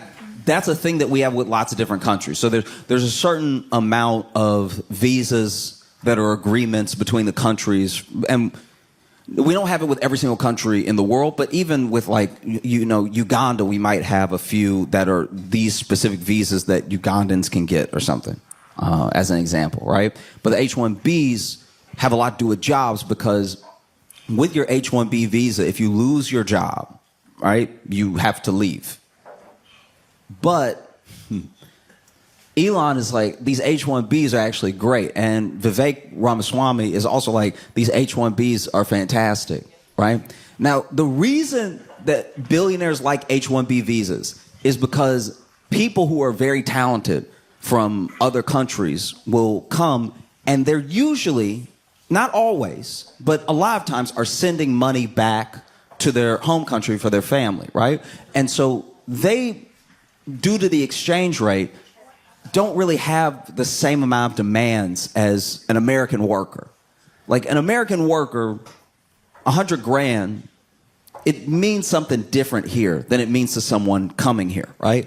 $100,000, you might still be like, okay, I'll have a place to live, but I won't be able to do much. I can't take a vacation. If I get hurt, I'm immediately going to go into medical debt because I don't have insurance. Like $100,000 is a lot of money, but you're still thinking about how you're going to move through life as an American, right?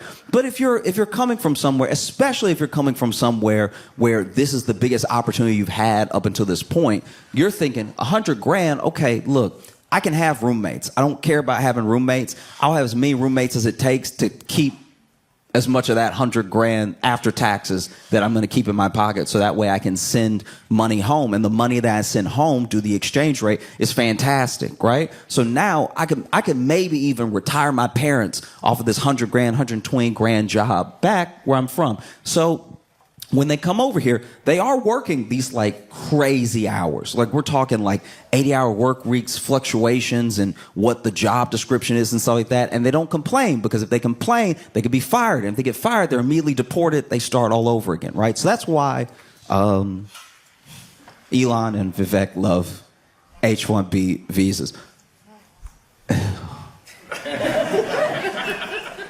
So MAGA as a movement is very upset with this sort of thing, because the whole idea of Trump winning and Elon and Vivek making that Department of Government Efficiency, which is only named that so that it will be called Doge, which is low-key one of the most unserious things I've ever seen in my entire life. Like, that was when I was like, oh yeah, we're cooked. That's very bad. Y'all, if you had gone back 20 years and told somebody that eventually there would be someone, I mean, these are like made up jobs. Like Trump would actually have to do what they say to make them official. Right now, they don't even really exist in theory, right? It's just an idea of what might happen. I mean, who knows now? But like, if you went back 20 years and you told someone eventually there would be a government body that only had its name so it could be the acronym CAKE,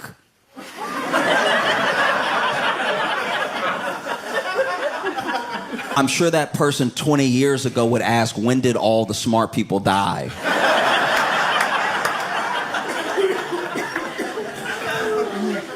And so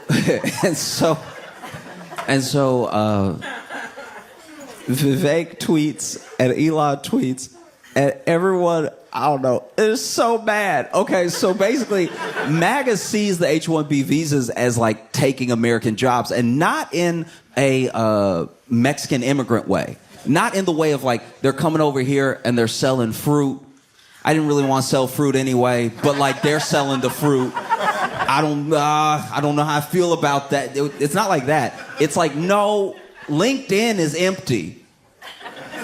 And you're talking about H-1Bs coming over here and getting the jobs that I went to college for. And then Elon basically said, hey, y'all way too stupid to do these jobs, which is so out of pocket. That's so crazy. That, in a weird way, this whole ordeal almost made me feel kind of bad for MAGA as a movement, because when you think about it, a lot of why MAGA started is because, whether you want to put them in quotations as elites or like coastal elites or just people with money, those people for a long time, and this is something that I don't like, that I've seen for a long time, because it's a city rule thing that we do to each other a lot, where there are a lot of city people that look down on like rural people in a rural lifestyle, because they're like, oh, you're not educated. But then the people in the rural areas look at city people and they're like, you actually can't keep yourself alive. Do you know what I mean? Like you I know you've read more than me, but like, how do you... Where does water come from? Tell me where water comes from. Oh, the bottle? Oh, okay. Oh, it comes from a bottle. That's cute. All right. Because don't get me wrong, as well-educated city people who I've been around, I've lived in lots of different places, and I travel around the country as often as I can, so I do my best to meet everyone so I can understand. I want to have as many pieces of the puzzle as I can to see where people are coming from, how we get places, right? And when I tell you that there are people who I know are very smart, very, very intelligent people, very smart people, but when you tell them that water comes from the ground, they look at you like, well, you must be drinking dirty water, because not my Icelandic, no. Guys, so Elon basically says y'all are like way too dumb to do these jobs. Like, I've seen your American schools, I've seen your colleges, and your colleges don't even match other countries' high schools.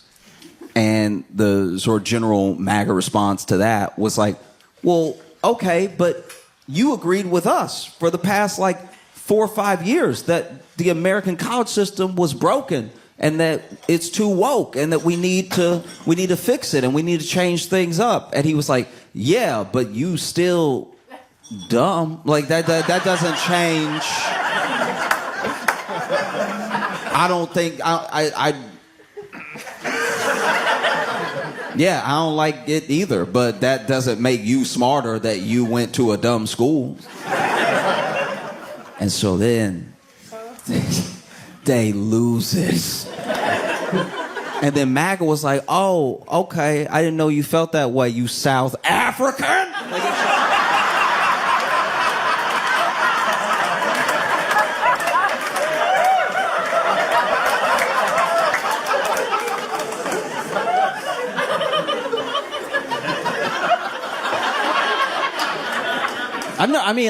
It's hard to find a whiter man than Elon Musk. Like no, I mean, like literally and figuratively in a sense, because he's very. Oof. You know what I mean? Like the sun, not a friend, right? But the way they were calling that dude African, just you ever? Because they're like African, but then I'm an African American, and that I've never had racism miss me like the Matrix.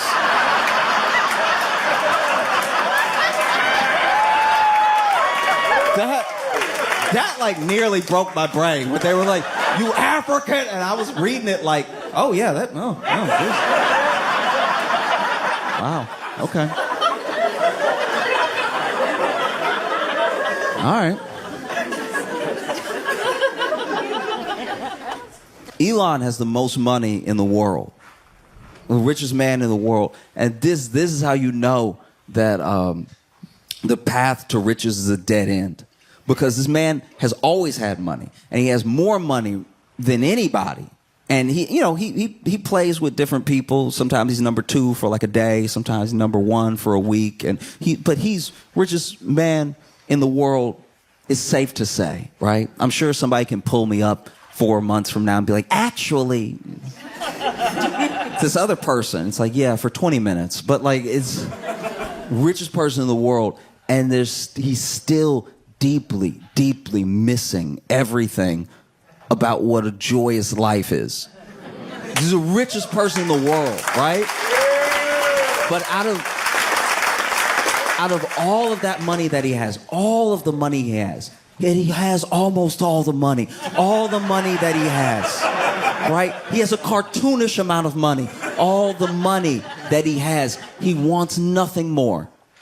I can tell you this right now, just from watching his moves, just from watching him talk, just from watching how he's interacted, even in this little spat that he's having. I'm not saying that this is the end of MAGA or something, or that the Republican Party's gonna fall apart. I'm saying that just this glimpse, this dude has all of the money in the world. He can have anything that he wants except acceptance, except like actually being in a room and knowing that everyone wants him in that room. He cannot buy being cool.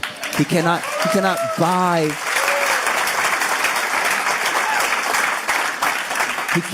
buy genuineness. There are always going to be people who love Elon or think Elon's dope because they think that he's a genius, because they think that he is going to help them become like him, or just because he has money. But then when you strip all of that away, I don't know Elon, and I don't necessarily care for much of what he does, but I know a person hurting when I see it. Do you know what I mean?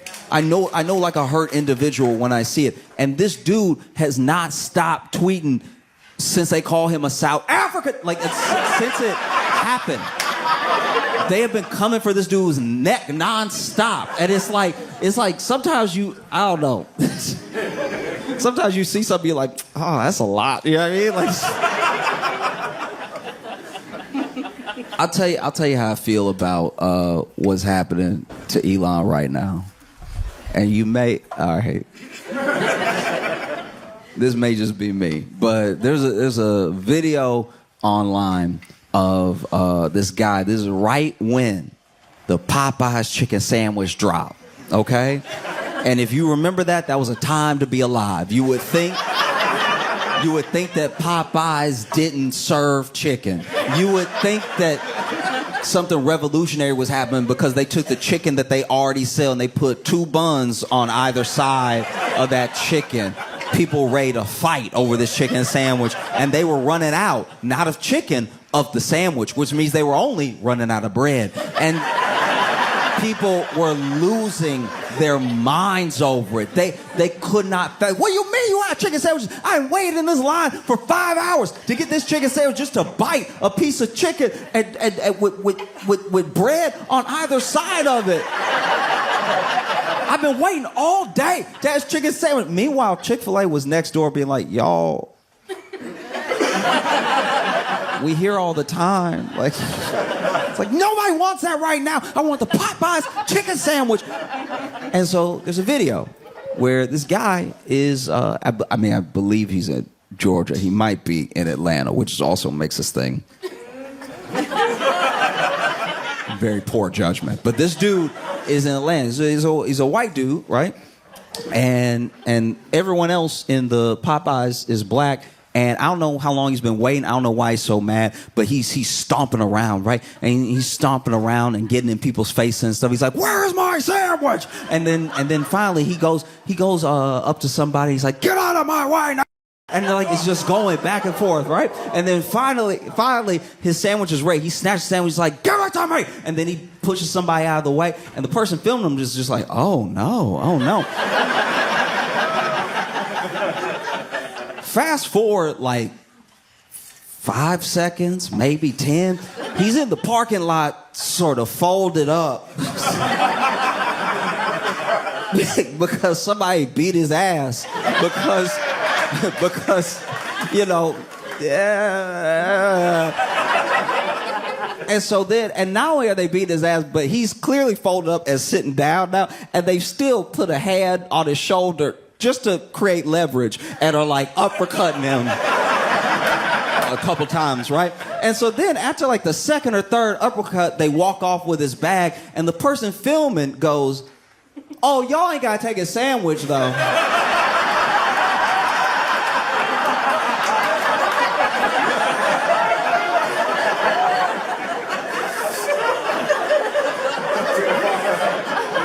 Which is weirdly, I don't know, which is a very short, but a very poignant, like lesson about racism, or at least how people who experience racism treat the people who are racist towards them, right? Because even in this hateful thing, there's this line that's like, "Oh, okay, but that was enough."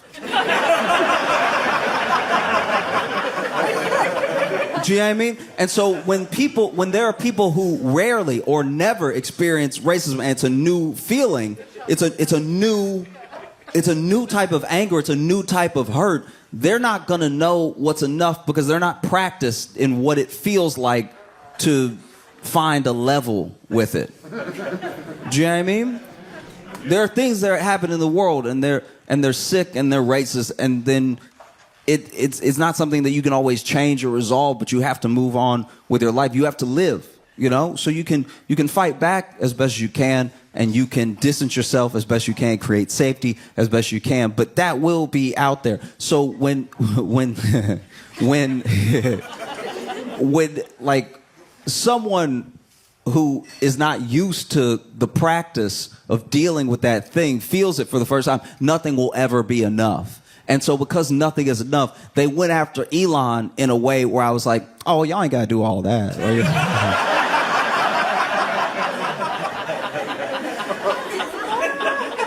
Because they hurt Elon feelings so bad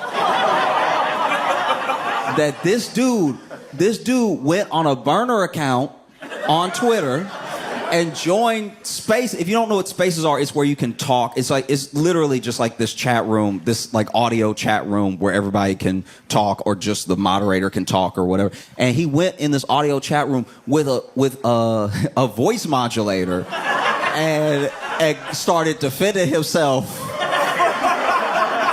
with the voice modulator, being like, actually, like, Elon like a good person and stuff, like, y'all actually being hella out of pocket when it comes to Elon. That's not fair at all what y'all said. And you especially were very rude. And I would say it'd be helpful if y'all would like apologize to Elon, because I don't know him at all, but he seems like a reasonable dude. So if y'all like would chill out, I'm sure he would forgive you and stuff. Like he a cool guy. And I don't know what was said. I do not know what happened. But something was said that was so, I'm assuming, hateful or out of pocket or just wrong, that I don't know how this happened.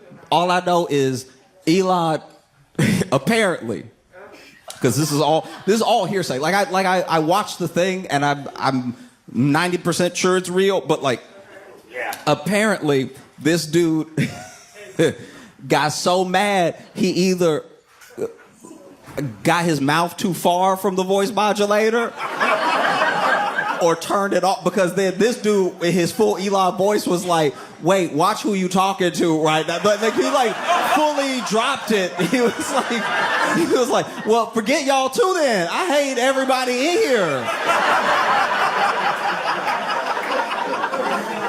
Y'all can all go to hell."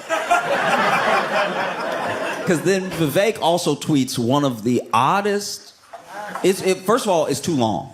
This is another thing that happened, because as soon as they took that like 150 character sort of like thing off of Twitter, and it kind of killed the thread of Twitter, because the thread was how you knew you were telling a good story. Like the thread, I've read threads that were 220 parts. because every part, there was no fat on that story. The whole thing is so insane, and every 140 characters keeps you hooked for the next 140 characters. I've read Twitter threads that should be movies, right? Because you had to use an economy of word. You had to actually be a writer to convey your ideas, and you did it in the long. I was scrolling for the entire afternoon, and even when I got to the end, I was like, damn. And now, you know, you can just do the whole thing. So then Vivek does this whole thing, and he's like, basically, if America wants to win, and if Americans want to win, and by the way, when I say Americans for a little while here, when I say Americans, just there's a subtext for everyone talking that they mean white Americans. Just so you know, because sometimes people say Americans, and then well-meaning people go, no, we're all. And I'm like, all right. So Vivek is like, if Americans want to win, then, you know, it comes down to culture. And right now, your culture is trash. It's basically... It's basically a bunch of jocks looking at people who read like they're the dumb ones, even though the jocks are the dumb ones. And we're obsessed with, like, I don't know, like pretty stuff, shiny stuff and everything. And if you pick up some books, and if you do a little less, I don't know, like Instagram, whatever you do, maybe you'll be worth hiring. That's at least how it sounded. And I was not that pressed about the whole Vivek thing. One, because I knew he wasn't talking to me. And two, because I've heard this sort of thing my entire life. No one is more used to this type of condescension than black people. You know what I mean? Because with black people, we're the ones where we're like, hey, I did all the stuff you said to do. I went to the right school, actually got a scholarship. I did the internship, and I am passionate about this field. Can I get a job? And they're like, ah.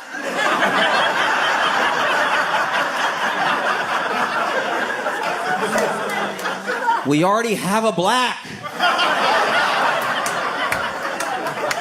We already have a black. His name is Mike, because he tricked us.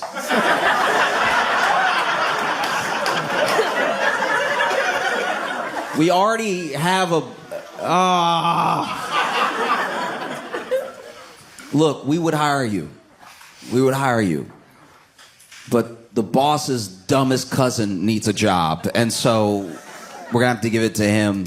But, I don't know, keep applying, and then maybe if Mike dies... we'll need a black, so then you can do it.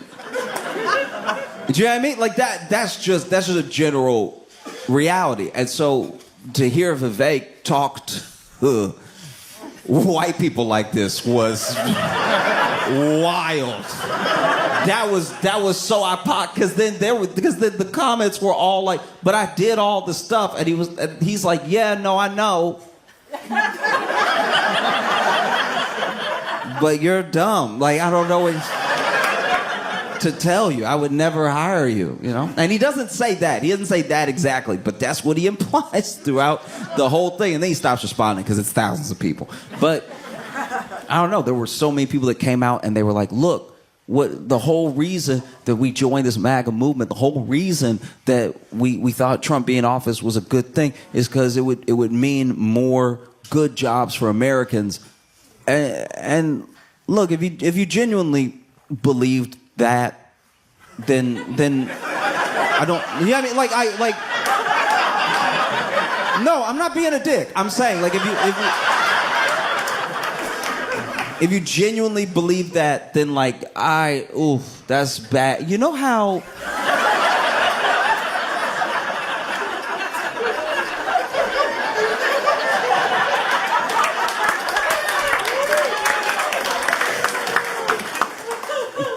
This happened, this thing happened, and I really,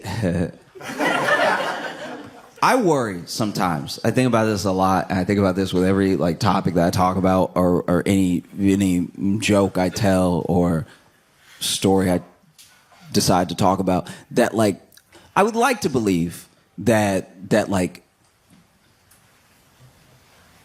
I would like to believe that empathy, compassion, and kindness are the way forward and will get us somewhere. I don't know if that's true.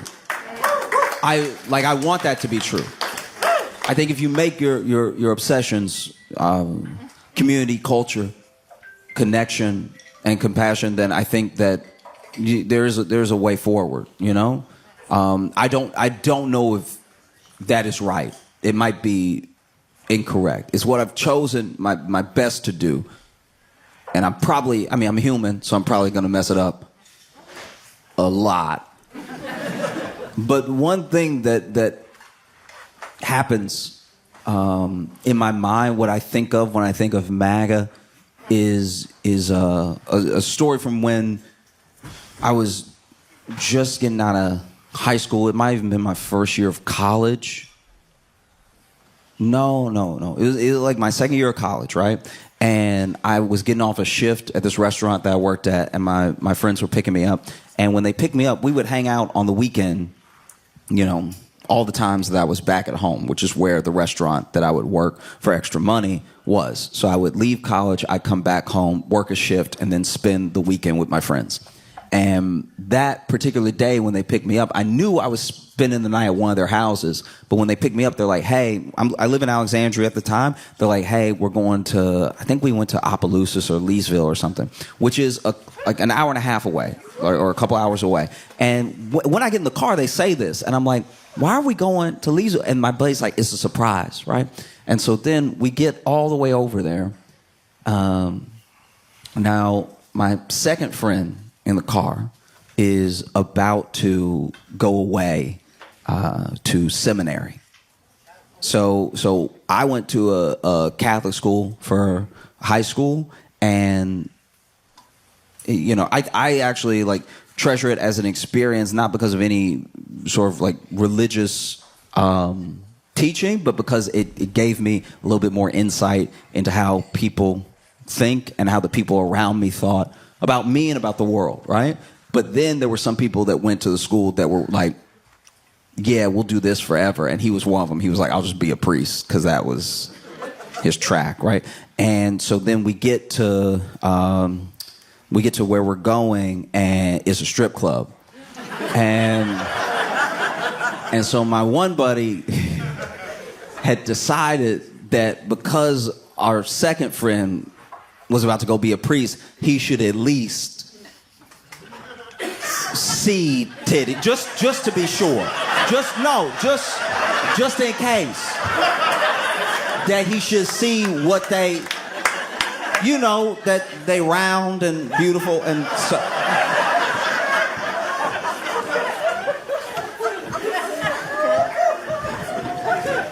And so then, you know, we go inside, and I'm okay. I'm also like taken aback. Like my friend that's going to seminary is like, actually, I guess I'm going to hell, because he's looking around. He's like, right?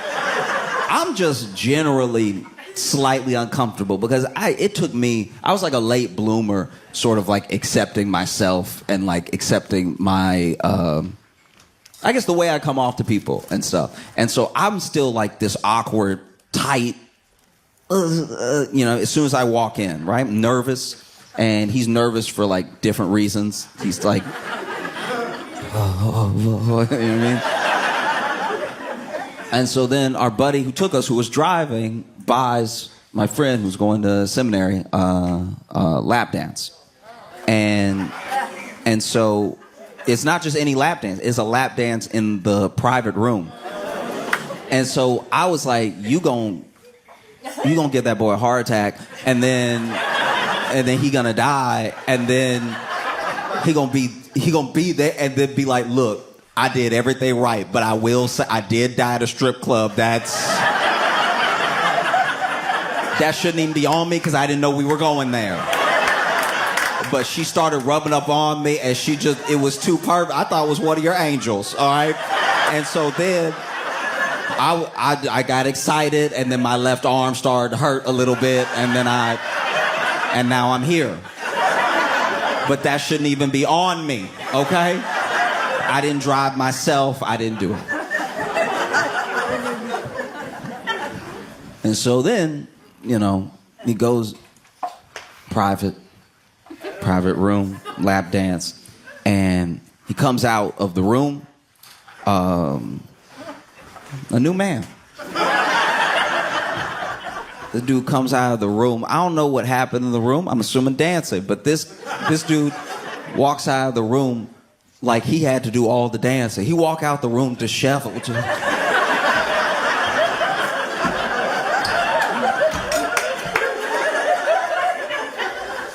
And he goes up to our friend and he's like, "Do you have money for one more dance?"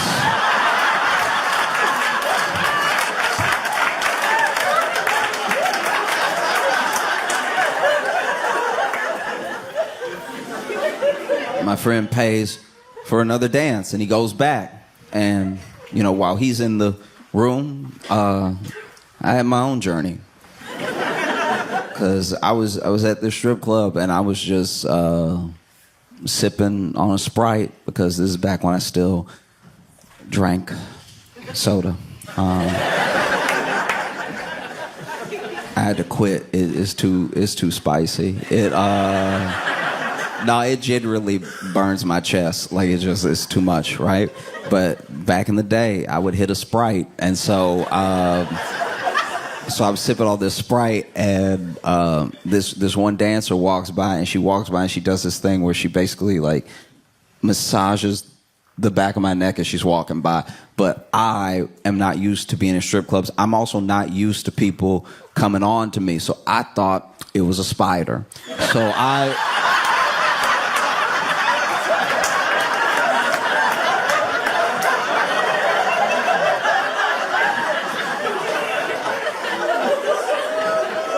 And so I thought it was a spider, so I started swinging. And I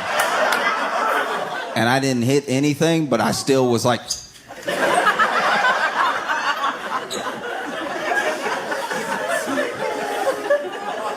And then later, another dancer came over and she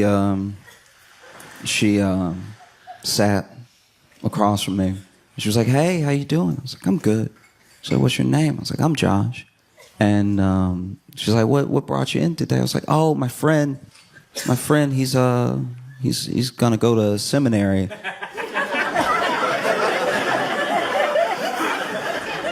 And so we brought him here.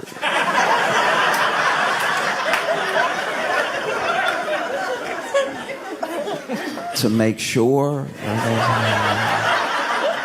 I don't really know what the plan is. And she's like, "Oh, okay, yeah, you know, that's a funny story. You're funny." And I was like, I didn't say anything funny. He's like, "Oh, well, you're kind of cute." And I was like, "Oh, thank you." So, "You want to buy me a drink?" And I was like, "Oh, yeah, sure. Do you want a Sprite?" I'm drinking a Sprite. And then she smiled, very sweet smile, and then she got up and pushed her chair in and walked over to some of the other dancers. And she was, I don't know if she knew I could hear her. There was music playing, so I know she was yelling it to let them know, but I was still within earshot when she said, she gets up and she goes to the other lady. She's like, "Oh, y'all, don't worry. He's slow. Don't..."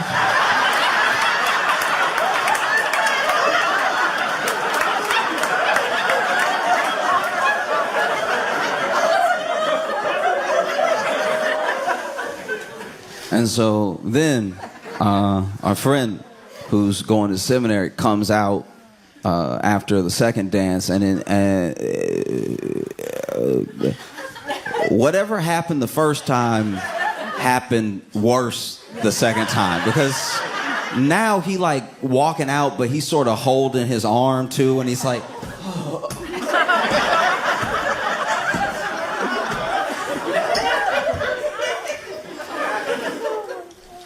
"Do you have money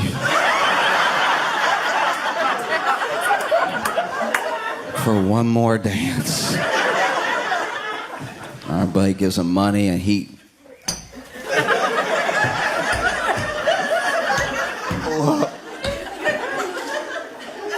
goes in there, and I'm sitting with my buddy who brought him, and he's the only one out of all of us who's like chill in this situation. And like I don't know if he was like a cool guy anyway, but maybe he had just been to strip clubs before, but he was just not fazed. He was just like, oh, I'll get you a drink, yeah. and then our buddy comes out. Comes out of the private dance room, and honestly, nothing working. I was worried that he had lost his sight. Because he walked out like,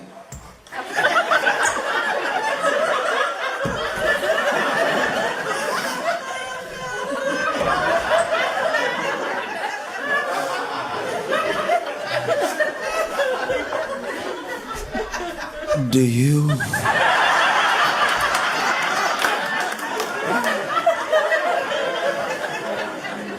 And our friend says, I'm sorry, man, but that's all the money that I had.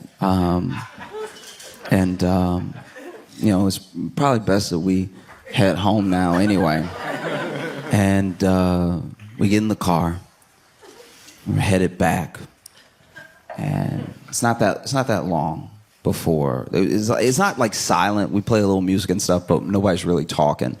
And then finally, our buddy that's going breaks the silence, and he's like, I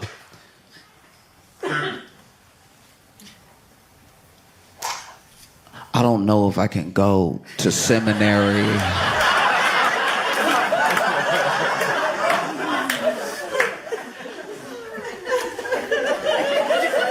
In that moment, I had my own dilemma, because I was like, does that shouldn't land on me though. Like I shouldn't. That shouldn't be any of my hell though, because we technically broke he was a pre-priest, but like there's gonna not be a priest now because of what happened tonight. But that's not on me, because I didn't drive us here, and I didn't have a ride. So then and Uber wasn't a thing yet, so I couldn't have gone. And it would have been too expensive anyway, so I was just along for the ride, and now I'm in here, and then he talking about he not gonna...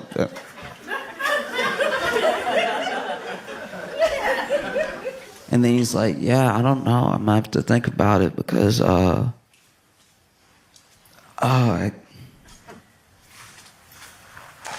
think Cherry loves me.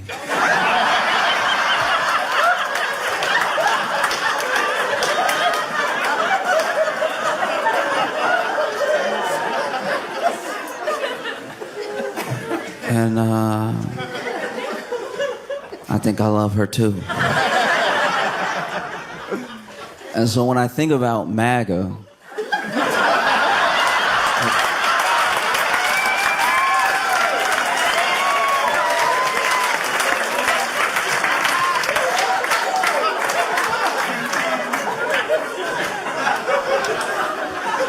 it feels like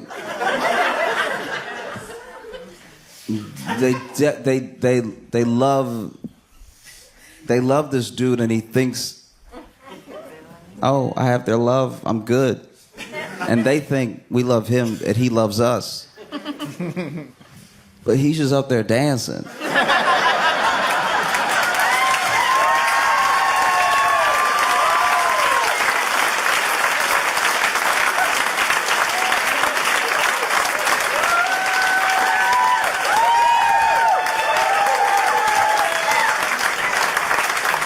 And don't get me wrong. Don't get me wrong. He is good at dancing.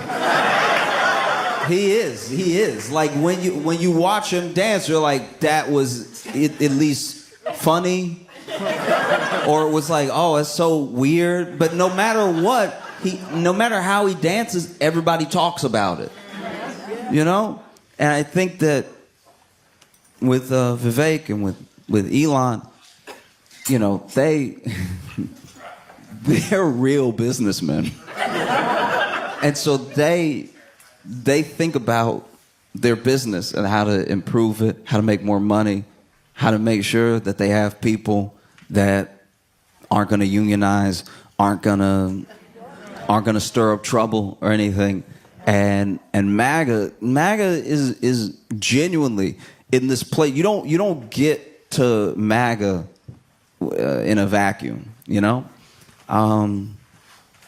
Yeah, I mean, I think there's a general social contract and understanding of what America is supposed to be for Americans, and the differences that we have, the way that we butt heads is the interpretation of that contract, right? For some people, that contract is just the Constitution, and they actually like live by it. They're actually like, no, it says this, so we should do this, right? And that's one way to take it. That's fine. And then there are people like me. There are people that at any point in American history have been deemed different or other, that see the contract as something that you might get by happenstance of having money, but is not going to be given to you outright.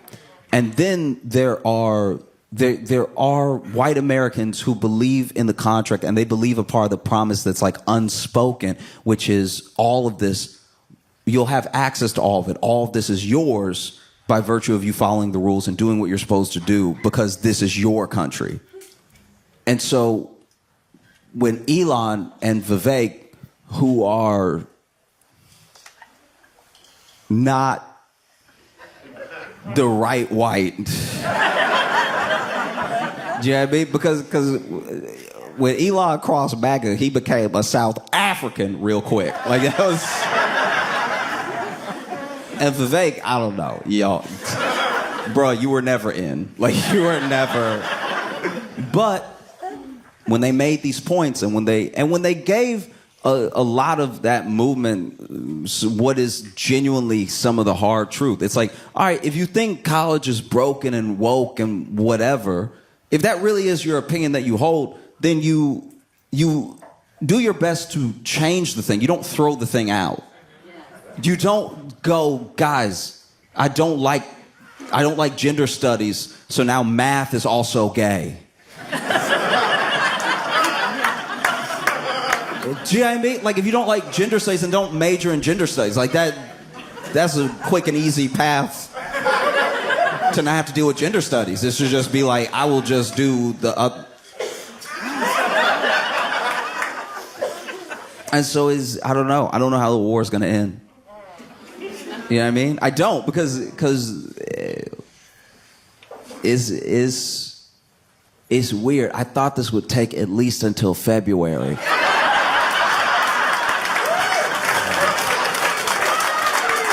Y'all have been phenomenal. Thank you so much. Y'all have a great night. I appreciate you.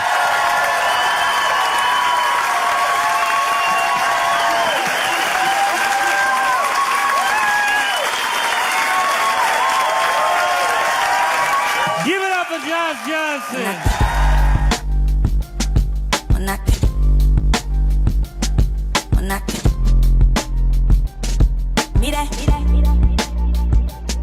When I